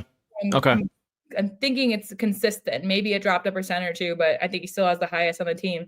So he came in really clutch. I think he had good defense towards the end as well. Him and Ivey are feeding well off each other. Yeah, just a really good game. Like this is a great stat line for someone coming in off the bench. Like he's tied with Tobias for our second leading scorer tonight. Wow. Really? Yeah, I'm looking at this now. We spread out scoring again. It was like 2.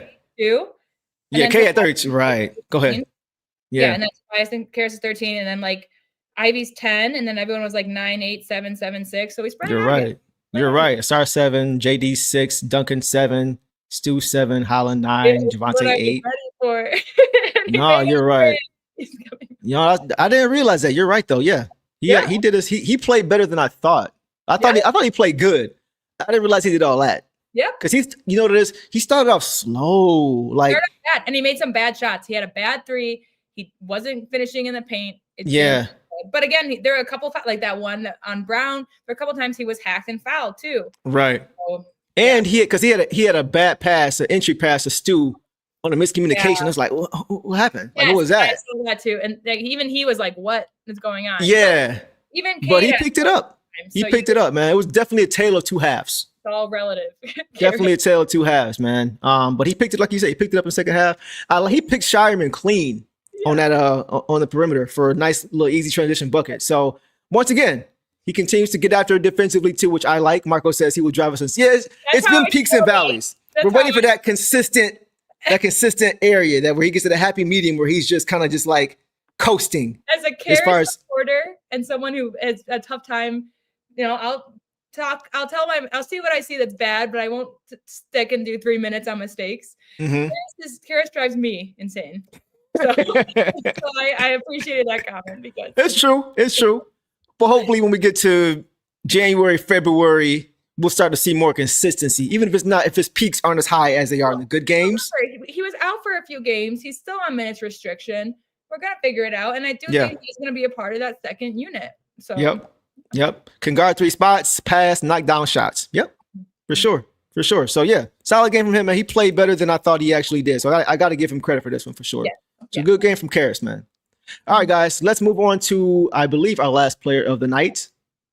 Let's go to Okay. Let's go to Daniss Jenkins first. He only played 3 minutes. 3 minutes, 0-2 overall, didn't shoot well, only 2 shots, 1 rebound in 3 minutes. So I don't even have much on him. He didn't it was almost like coach tried him, didn't like what he saw, and then pulled him. That's kind of what it looked like to me. I didn't really agree with it. He had no fouls. He had no turnovers. Like, he didn't necessarily do anything wrong. He didn't make his first couple of shots, but we could say the same about Ivey and LeVert. Right. So, but I think, again, like I mentioned last game, Jenkins and Green seem to be the 10-11 for that second unit. And I think just the way that Green came in and made an impact, that he was the priority play over that. And because Cade had to play 36 minutes tonight. Last game, Jenkins got more minutes because Cade only had to play 25. True. True. So, then Caris played well as well. So he probably took some of those backup point guard minutes at times too. So So I think that's all it is. It's just finding the balance and everything there. So I don't think he did anything wrong. He had a rebound. I think he played good defense because again, he was on Jaylen Brown. He made him give the ball, stuff like that. So but he is someone that I would have advocated more to maybe play maybe in at 20 minutes and have at least Jenkins play 8. Like he's would have been my first pick to put in for Duncan, who wasn't not even making shots, but wasn't finding shots. Because Daniss can find shots and he can also just help with ball movement, bring it up, like we talked about. I agree. That's all I got. Not too much. I mean, it's not much to say in 3 minutes, so move on to the next one for him. Guys, let's move on to our last guy tonight. Savage Woo, man. Javonte Green. Tonight, guys, he had 8 points on 3 of 4 shooting, 2 of 3 from 3, 1 rebound, 1 assist, 3 big steals in 14 minutes. Had the highest plus minus at 13 for the team tonight. Boss, what did you see? He was so fun in this game. So fun. He came in the second again when Jaden had his big 3 and then Javonte had a big 3. Yeah. Fantastic defense on Pritchard, which also I just have to say the announcers, which I was thinking it, but they said it. The announcers called Pritchard an angry hamster. An angry hamster? Yes. I'm screaming, bro. What? I don't think I've ever heard anybody describe that way before. Love it. I know they're like he's like an angry hamster out there. Why do you gotta be angry though? Because I think he was looking for a foul call early when he came in. He was looking for a foul call. That's hilarious. So that's a perfect description of Pritchard, I think, at least as a hamster. Hey, man, I don't like Boston, so they can call him whatever they want. That's so funny. And then he had great defense on him. He had that steal that led to Ron Holland's dunk, that big 3, and then that slam. Oh my gosh, that slam. And then he got that tech, which again was ridiculous because I think it was just a power of the moment. And the bench was right there also talking, in the ear. But so since you mentioned it, let's check out this play she's talking about for anybody who may not have seen it. Yeah.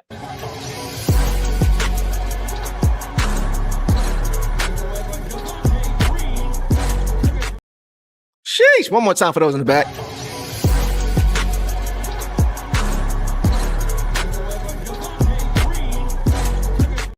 And that angry hamster didn't have a chance. So funny. Man, and I saw somebody talk about how he banged on Derek White. Yeah, I love it. I love it, man. Here you go. I scared my cat once he banged on that ball, man.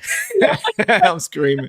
Yeah, man. Yeah, like that's Javonte Green. That's Mr. What You Need coach. He's been that, man. But the thing is, for me, boss, he was inserted in the fourth quarter with 3 minutes to go. Yeah. That's big. For those who remember, I said about Javonte Green, I said he may not always start games. He may not start games, but he's going to finish some. Yep. Right? Yeah. You did say that. You did say that. Because he doesn't hurt you. Right. That was against the Hawks too. Yes. Yes. He doesn't hurt you on the basketball court. He knows how to play the game. He makes plays that you can't really account for. You can't scout for that.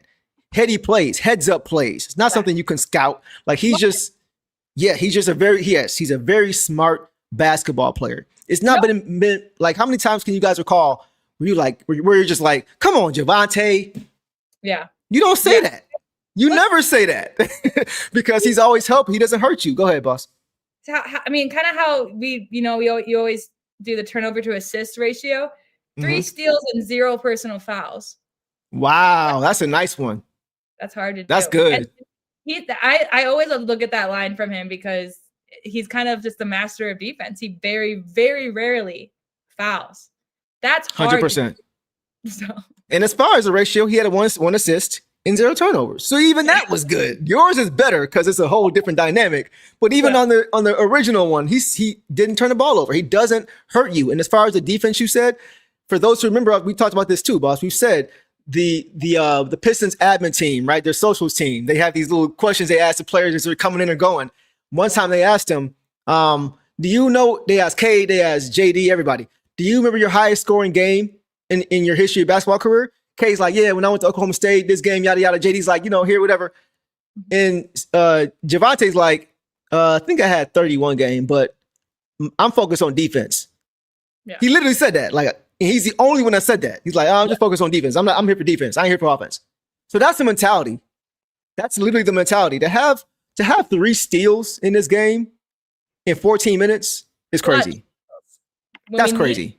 When we needed them.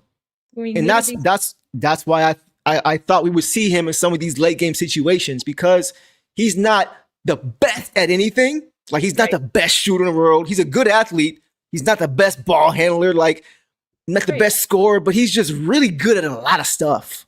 Yes. He's just really good at a lot of different stuff. He's also a Swiss Army knife. We were saying last game, like he is a shorter, stronger, more experienced Ron Holland. Yeah. That's what he is. For Ron. I mean, he's going to help Ron clean up his fouls. Is what absolutely. He's going to help teach Ron that. And I mean, he is a reliable defender, 100%. But he's also, I think, a reliable 3-point shooter. Yes. He doesn't take them irresponsibly. He lets the ball come to him. He's 2 for 3. There's been multiple games where he has made clutch threes. Yeah, for sure. That's just big. And so we're not a big 3 shooting team, which is something I didn't like about the first quarter of the game. Was that we were going to shoot 3s to get the score back and keep it reasonable when we should have been doing that in the paint. Yeah. But like Javonte, Stu, Ron tonight, we have guys that can shoot the 3. Right.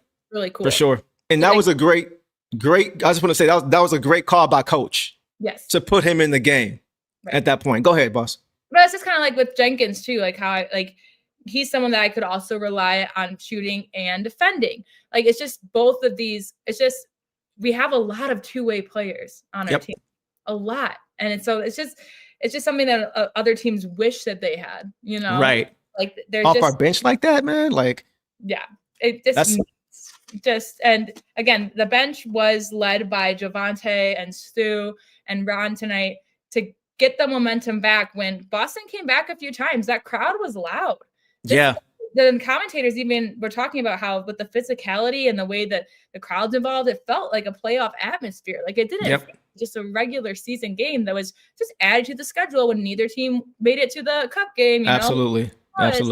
And so just to go out and do that, and it was nationally televised, and it was just, the depth that we have is just nuts. And I know we talk about it every time, but our bench is so scary, and especially against the Celtics bench. It's some of these bigger teams that they do not have a deep bench like we do. No, and it usually shows midway at the end of the first quarter through midway through the second quarter is when it usually shows itself, when we go to our bench and when they go to their bench. Usually that's when we're able to really make a run or stretch out a lead. I see some of the comments here talking about Vulture says, honestly, Cade and Javonte got the best dunks on White right now. I would agree with that. He seems to like being in our posters for whatever reason, because he's always challenging guys who are bigger and just as if not more athletic than him. And he's paying for it over and over again. I ain't mad. Go ahead and keep trying, D. White. You'll keep getting postered, bro, for sure. But somebody also said Javonte is a great vet for Ron and also a great vet for Jaden. And I thought that was a great point too, because I think Javonte's about 6'5", and he's stocky, strong, and athletic. Jaden is 6'4", 6'5", stocky, strong, athletic. So I think that's a great point you make there. I didn't even think about Jaden, but I think that would be a great vet for him defensively too, boss. And Jaden's always someone that wants to learn. I mean, I know we couldn't do much last season, but he talked about how we just watched Dennis Schroeder.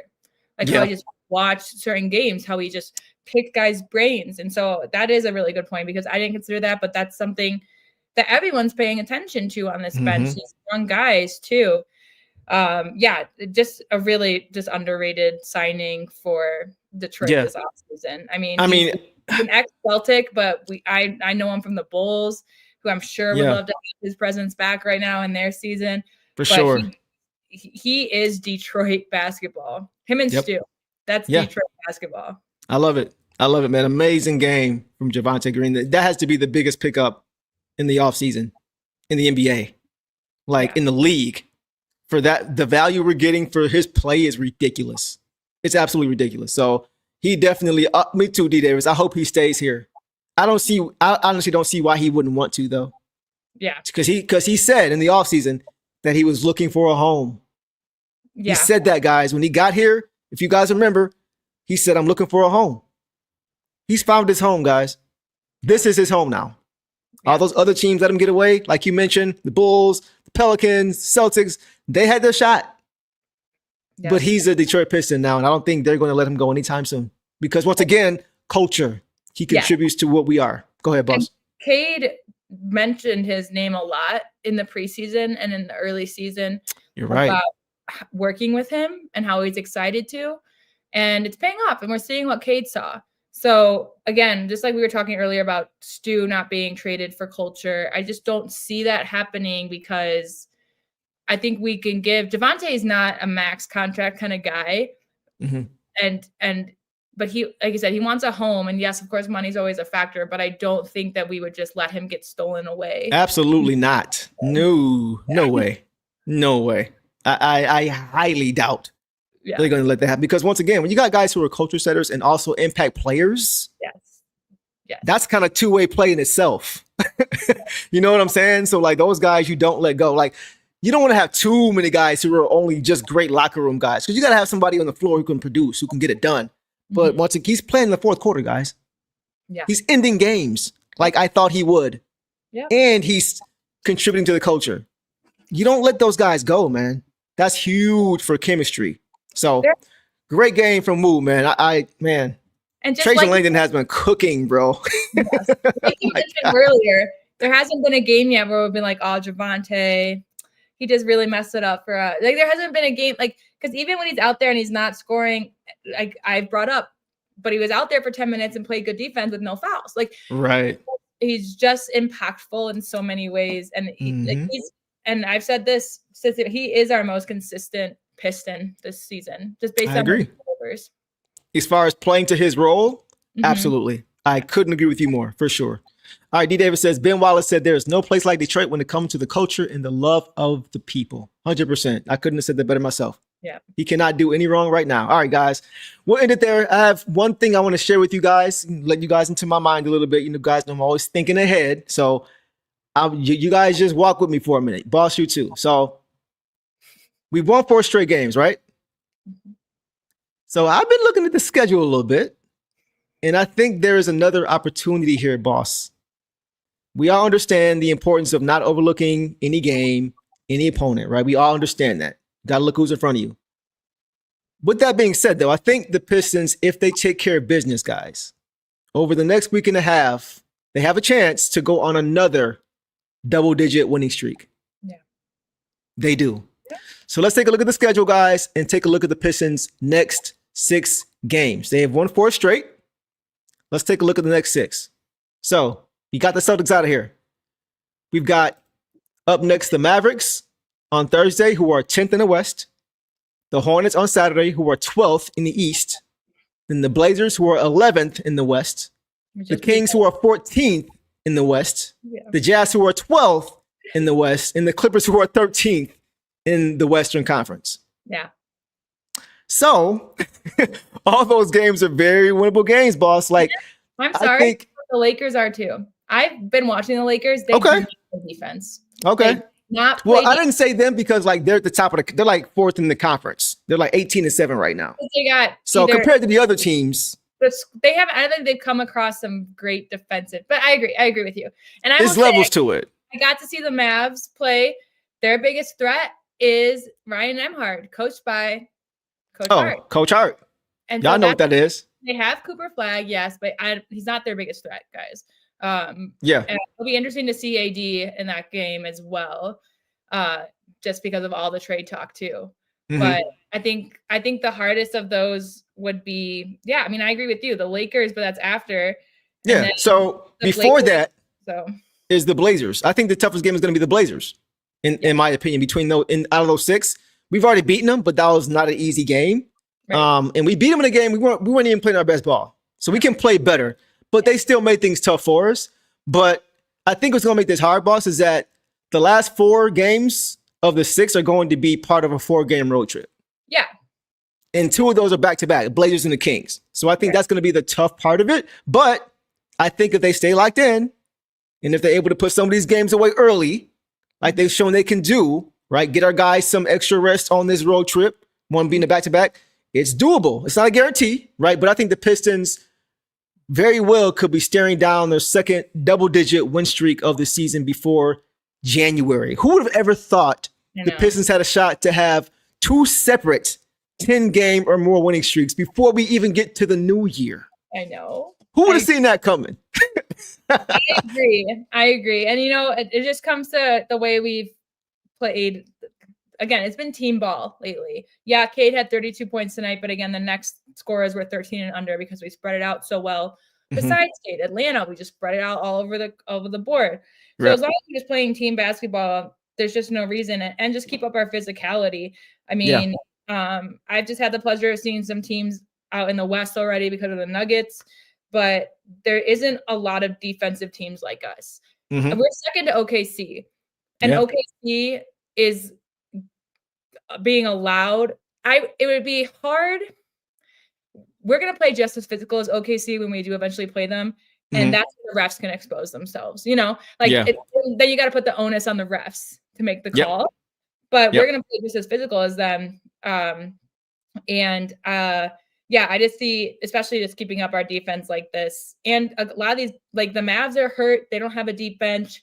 Hornets definitely don't have a deep bench. Like a lot of these guys, again, don't have what we have, which is a bench that can also be a starting 5. Yeah, I agree. I think that's a good point. So it's a ways out, guys, right? We know the Pistons' main goal this year is not winning just individual games or anything like that. We get it. I think JD just said last postgame too that they have their sights on trying to win a championship this year, right? So, but with that though, along the way, you got to put yourself in position, right? During the regular season, you got to play consistent basketball. You got to build on your early success. You got to secure home court advantage. So all those things contribute to eventually trying to get there. So you got to try to string as many games together as possible. Yes. And I think this stretch will allow them to continue to do that, which as a result could get them to that 10-game. So I'm going to have my eye on that, boss. I'm going to see if we're going to get to that 10-game winning streak again. We're not even halfway there, but I think with this stretch, we got a chance to get there. We got some breaks. Like we got another 2-day break here coming up. It's kind of spaced out right before our West trip, which is kind of nice. We at least have that going for us. We're having a game every other day, and then going on this trip, we have some decent chunks in between. So I think that's beneficial, especially the way that we came off of, like, look, like I was nervous when we came off that 5-day week because if it's like the Lions, we do not do well on bye weeks, and that's what it felt like. We did our probably our best game of the season team-wise against the Hawks after that. Right. After that break. So as long as we're utilizing these breaks to just kind of, get into form, and that's working for us. Yeah, for sure. For sure. So, guys, as she mentioned, up next up next for the Pistons, as what's coming up next is that tough road matchup against the Mavericks. Won't really say tough. It's just going to be a road trip. So we go to Dallas, we come back home to Charlotte, we play Charlotte at home, and then we go back on the road again after that. So I think, like you mentioned, this time off, though, like even between now and Thursday, is once again going to be good for guys like Jaden Ivey to continue to get more acclimated. Think about it. Last week we had the 4-day break. Then before last game, we had 2 days. And before the next game, we have 2 days. So this consistent time off is going to be very important for us as far as rest, staying healthy, because by the way, nobody on the injury report, not a soul on the injury report, which is great. So we can continue to stay fresh, stay healthy, and get more reps and rest for these guys. And I think that's going to be a great opportunity for us to continue to just keep this win streak going. So I wanted to get to this question really quickly that Marvin asked. Says, question, Deuce and Sarah, how many games we win for the season and what seed in the East? It's kind of early for that, but we talked about it before. So, boss, if you have anything you want to add to that or answer that question, feel free. I mean, we're on pace to do really well. I'm curious to see, again, when we start. I will have a better answer after this West Coast trip. I think that that's a test, even if they're not the best best teams in the West. They are our first major West matchups. We've had a lot of East teams this first half of the season. See how it's on a road trip. My preseason guess was like 40, 43, 45. And then it went up to 50. So I would say around 50. Yeah. And then seed-wise, I'm hoping that we lead. I'm going to look up real quick the standings, but I'm hoping that we stay in this first spot and we don't drop below like third. I think we can do it. I definitely think we'll have home court advantage. I think we'll be top 4. Oh, for sure. No question. Nice to see that. If you want to go, I'm going to look these standings. Yeah, so I originally had them at 50. I had them going 50 and 32. After this hot start, despite the injuries, I'm going to sit them right at 55. Okay. I'm going to say 55 and 27 is how they'll finish. Just because they have depth. Once again, like we saw, there was at some points we were playing better when guys were hurt, just because guys were harder to scout. Guys were playing harder, right? They were really just playing the way we like to play. Not saying the guys that start don't, but certain guys really got opportunities to really show out, like Paul Reed, for example, to really show what they can do. So I think that depth is going to carry us to at least 55 wins. I see 60, 66. I'm not mad at that, guys. I'm not mad at that at all. Optimism. I'm just and I don't think it's unrealistic either. We talked about it earlier as far as what the record is. 64 wins is the record. So I don't know if they'll get there. I don't think they have to. Because when we last won our championship, the last one, we won 54 games. And look, and I talked to you about this earlier. The Nuggets out here, they're 18 and 6, and this is their best start in their history. That's crazy. Which means that they did not even start 18 and 6 in their championship year. Like, that's wild. The start doesn't matter. Just like kind of with the 73 and 9, and 9 Warriors. Like, it just is more on momentum. And just with the standings, I'll say that the Knicks are 2.5 games behind us, and then the next closest team is the Raptors at 5.5. Oh, they slipped. But they're also still third, because then after that is the Celtics and Magic with 6 behind us. Yeah, but the Raptors are like right there. They were second for a minute. Yeah, right. So they must have slipped. Okay. They're 4 and 6 in their last 10. The Knicks are 9 and 1. The Knicks are kind of hot right now. We're 7 and 3, but anybody afraid of the Knicks? No, but so they're 2.5 games behind us. So if anything, recently or like coming up, we could switch with the Knicks. But otherwise than that, we're sitting pretty atop the East for sure. We have a good lead. And honestly, if we finish 1-2, we won't see them to the conference finals anyway. I do not care. If we finish second, that's a win. I mean, think about it. Like both our games we won against them last year were on the road. Yeah. Oh yeah. So I'm not, you know what I'm saying? So when it comes to them, I'm not even really concerned about that. Like we're 3-1 with them in the preseason or in the season. Right. We were 3-1 with the Knicks, 2 on the road, home. And then we won our playoff games on the road too. So it is just a matter of their game. But I don't see they're hot right now. But I just watched them recently, and I still think that we are the better team. I do too. Yep. This is what matters the most, though. We talking wins and losses. I see you guys. Good question, fun question. But this is what matters. Eastside Meach says the Pacers weren't good and caught fire late last season. As long as we're hot at the right time, I can say 56. And aside from the number he has, guys, he is 100% right. Yeah. You want to be peaking at the right time, right? You want to be playing your best basketball March, April, and just maintain that for the next month and a half, 2 months. That's the key. You don't want to be like the Cavaliers who get 60 plus wins, top out too early, and then they fizzle late and they lose in the second round. Right? Yeah. Like, we don't want to be that team. So that's a great point by Eastside Meach. It's all about peaking at the right time. If you're peaking at the right time, you can win any series, whether you have home court or not. And we've talked about this already, too, in some of these games where we've won, but we haven't been 100% ourselves. I mentioned they're like, we won the game, but it still doesn't look like Pistons basketball. So I don't think we're even close to peaking. Maybe the Hawks game was us peaking, a little bit. Like, that's what it will look like. But I think that it's coming, but I don't think that we're there. This is definitely not peak for us, which is incredible. I agree. And like JB Bickerstaff, guys, if it wasn't clear before, we see how important he is to this how important he was to that Cavaliers team. Because they out here losing to the Hornets. Yep. Having team meetings and then coming out of them playing worse. Did you see or players only meetings. My bad. They had a players only meeting and then played worse the following game. Did you see today that there's some rumors that Garland is now for sale? I ain't surprised. Yeah. I've been saying for like 3 or 4 years, guys, who've been following me as long as you have, I would rather have Cade and Jaden over Donovan and Darius for multiple reasons. One of them being the size. So it's too late for this. We coming up on 2 hours.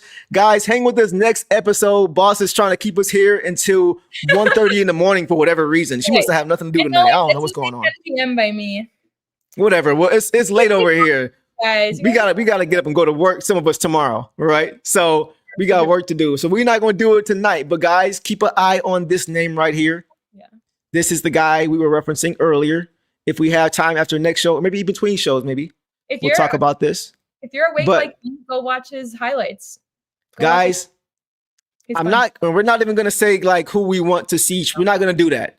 We're just saying if there was one player because I'm not a salary cap guru. I'm not that guy, right? But I know talent, and me and Boss been talking about this guy. I feel like this guy will be a perfect. I feel like if we can get a guy like him, we are going to the finals. Yeah. Period. Yeah. Period. Not MPJ, not AD, not Lauri Markkanen. This guy right here. Do your research on this guy. Look up highlights. I'm telling you, for those who know, I wanted Naz Reid on this team last year very, very badly. I easily want him on this team more. And much more. I'm someone who once you're on the team, I don't want you to go. Like, I don't. It breaks my heart. Yeah. But, and I could like you said, I could not say who ever who I would give up or what I would give up. But Trey is someone that I desire as a Pistons fan. And I'm just saying, Trajan Langdon drafted him. Yeah. So if we know how good he is, he also knows how good he is. So if there's something to be done about that, I'm sure he'll do it. I'm hoping that it happens. And I hope it's not a move to where we have to lose a lot, because we don't want to do that either, because we just talked about our depth and how important that is and culture to this team. But if there's a way to get him here without sacrificing that, I will be over the moon, guys. And I will go on record saying we are going to the finals. Yeah. That to me will be the Rasheed Wallace trade. Let's go. That to me will be the Rasheed Wallace trade, straight up. Yep. And I have no problem saying that, because I know how good this kid is. Yeah. And he also is. Now you got me talking about it. See. Stop. But just get you got 1 minute till we hit 2 hours. Okay. He also is a character guy. He's a classy dude. He cares about basketball. Look up some of his interviews. Somebody asked him, so what is your plan coming into the season? He said, every year I want to get better. He said, this is our job. This is our profession. If you're coming back, to training camp and you haven't gotten better over the summer, what are you doing? Mm-hmm. He gets it. He fits. He fits the mentality. He's a funny dude. He's a cool dude. It was another interview where they were saying Jabari Smith was featured, and Jabari Smith was like, man, talking about Ausar Thompson. He's like, man, he's the most athletic player in the league. And Trey's like, well, there's another guy who's just as athletic. And Jabari's like, who? His twin. Like, you know what I'm saying? So it was just funny to me. Like, he was like, oh yeah, well, I guess so. I was like, yeah. So he would be a perfect man. Oh, man. If we get him, y'all ain't gonna be the deal with me. Y'all ain't gonna be the deal with me. I'm gonna be going crazy. I'm gonna be on one. So and again, guys, this is something that can happen with a multiple team trade, with just picks, with this money. It's what so like again, we're not gonna say who we want because we can't even decide. I could never. If you told me who to give up, I'd be like, I can't tell you because I love them. Right. Yeah. I ain't doing that. But Trajan has what he did with Schroeder. He knows how to work the system. He knows how to do it. So for me, it's just more like it's either him or no one. That's where I'm at. Either him or no trade. Yep. That's where I'm at. So we'll leave it there, guys, without getting too deep. If we have more time next show, we'll talk about it more.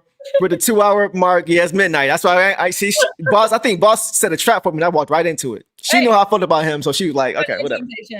That's your temptation. All right. We'll leave it there. We'll leave it there, guys. All right. So y'all got the scoop. Check him out. Do your Googles. Check him out for sure. All right, guys. So up next for the Pistons, as we mentioned, is that road trip. So we will talk about that on Thursday night after we play the Dallas Mavericks. We'll be right back here to go over that as well. So that's wrap for tonight's show, guys. We appreciate you guys showing up, showing out as you guys always do. Make sure y'all get some sleep tonight because I'm about to go do the same thing. And we're still putting the link if you guys don't want to do a super chat. You can still donate directly to the Holland Foundation. And I will not be here on Thursday. I have a Nuggets game. Aaron Gordon, bobblehead nights. I got to be there. That's our boo, by the way. She loves her some Aaron Gordon. The Magic. So I got to go watch the Nuggets and hate watch Bane. You got all right. Okay, let us know how T-Rex look. So super chats and just do that. That will also be a thing on Thursday, and I'll see you guys obviously on Saturday for sure. All right. Well, y'all heard it, man. So that's a wrap for tonight's show, guys. We will see you guys Thursday night. Well, I will see you guys Thursday night post game. We appreciate y'all hanging with us, man. Y'all be safe tonight. And y'all know the drill, man. Detroit versus everybody. Peace. All the dirty work, all dog. I'ma dive on the floor, go try to block every shot. And I'ma be physical with you the whole game. You know Stu gonna be physical with you. When you think of the Pistons, you think it's just hard work and just gritty basketball. That's just the identity you gotta have when you put on that jersey. I'm not your average breed of K9. Not a good dog, I'm bad boy for life. I set the tone, don't care about no tick. Let it be known, I get my respect. Come in the lane and see I don't bluff. If you retaliate, that's on ya. They talking pundits, I hear you're ashamed. Talking that shop, you must run this way. Tryna tell ya, if the dog palm, mess around, find out, Tryna tell ya, if the dog palm, mess around, find out,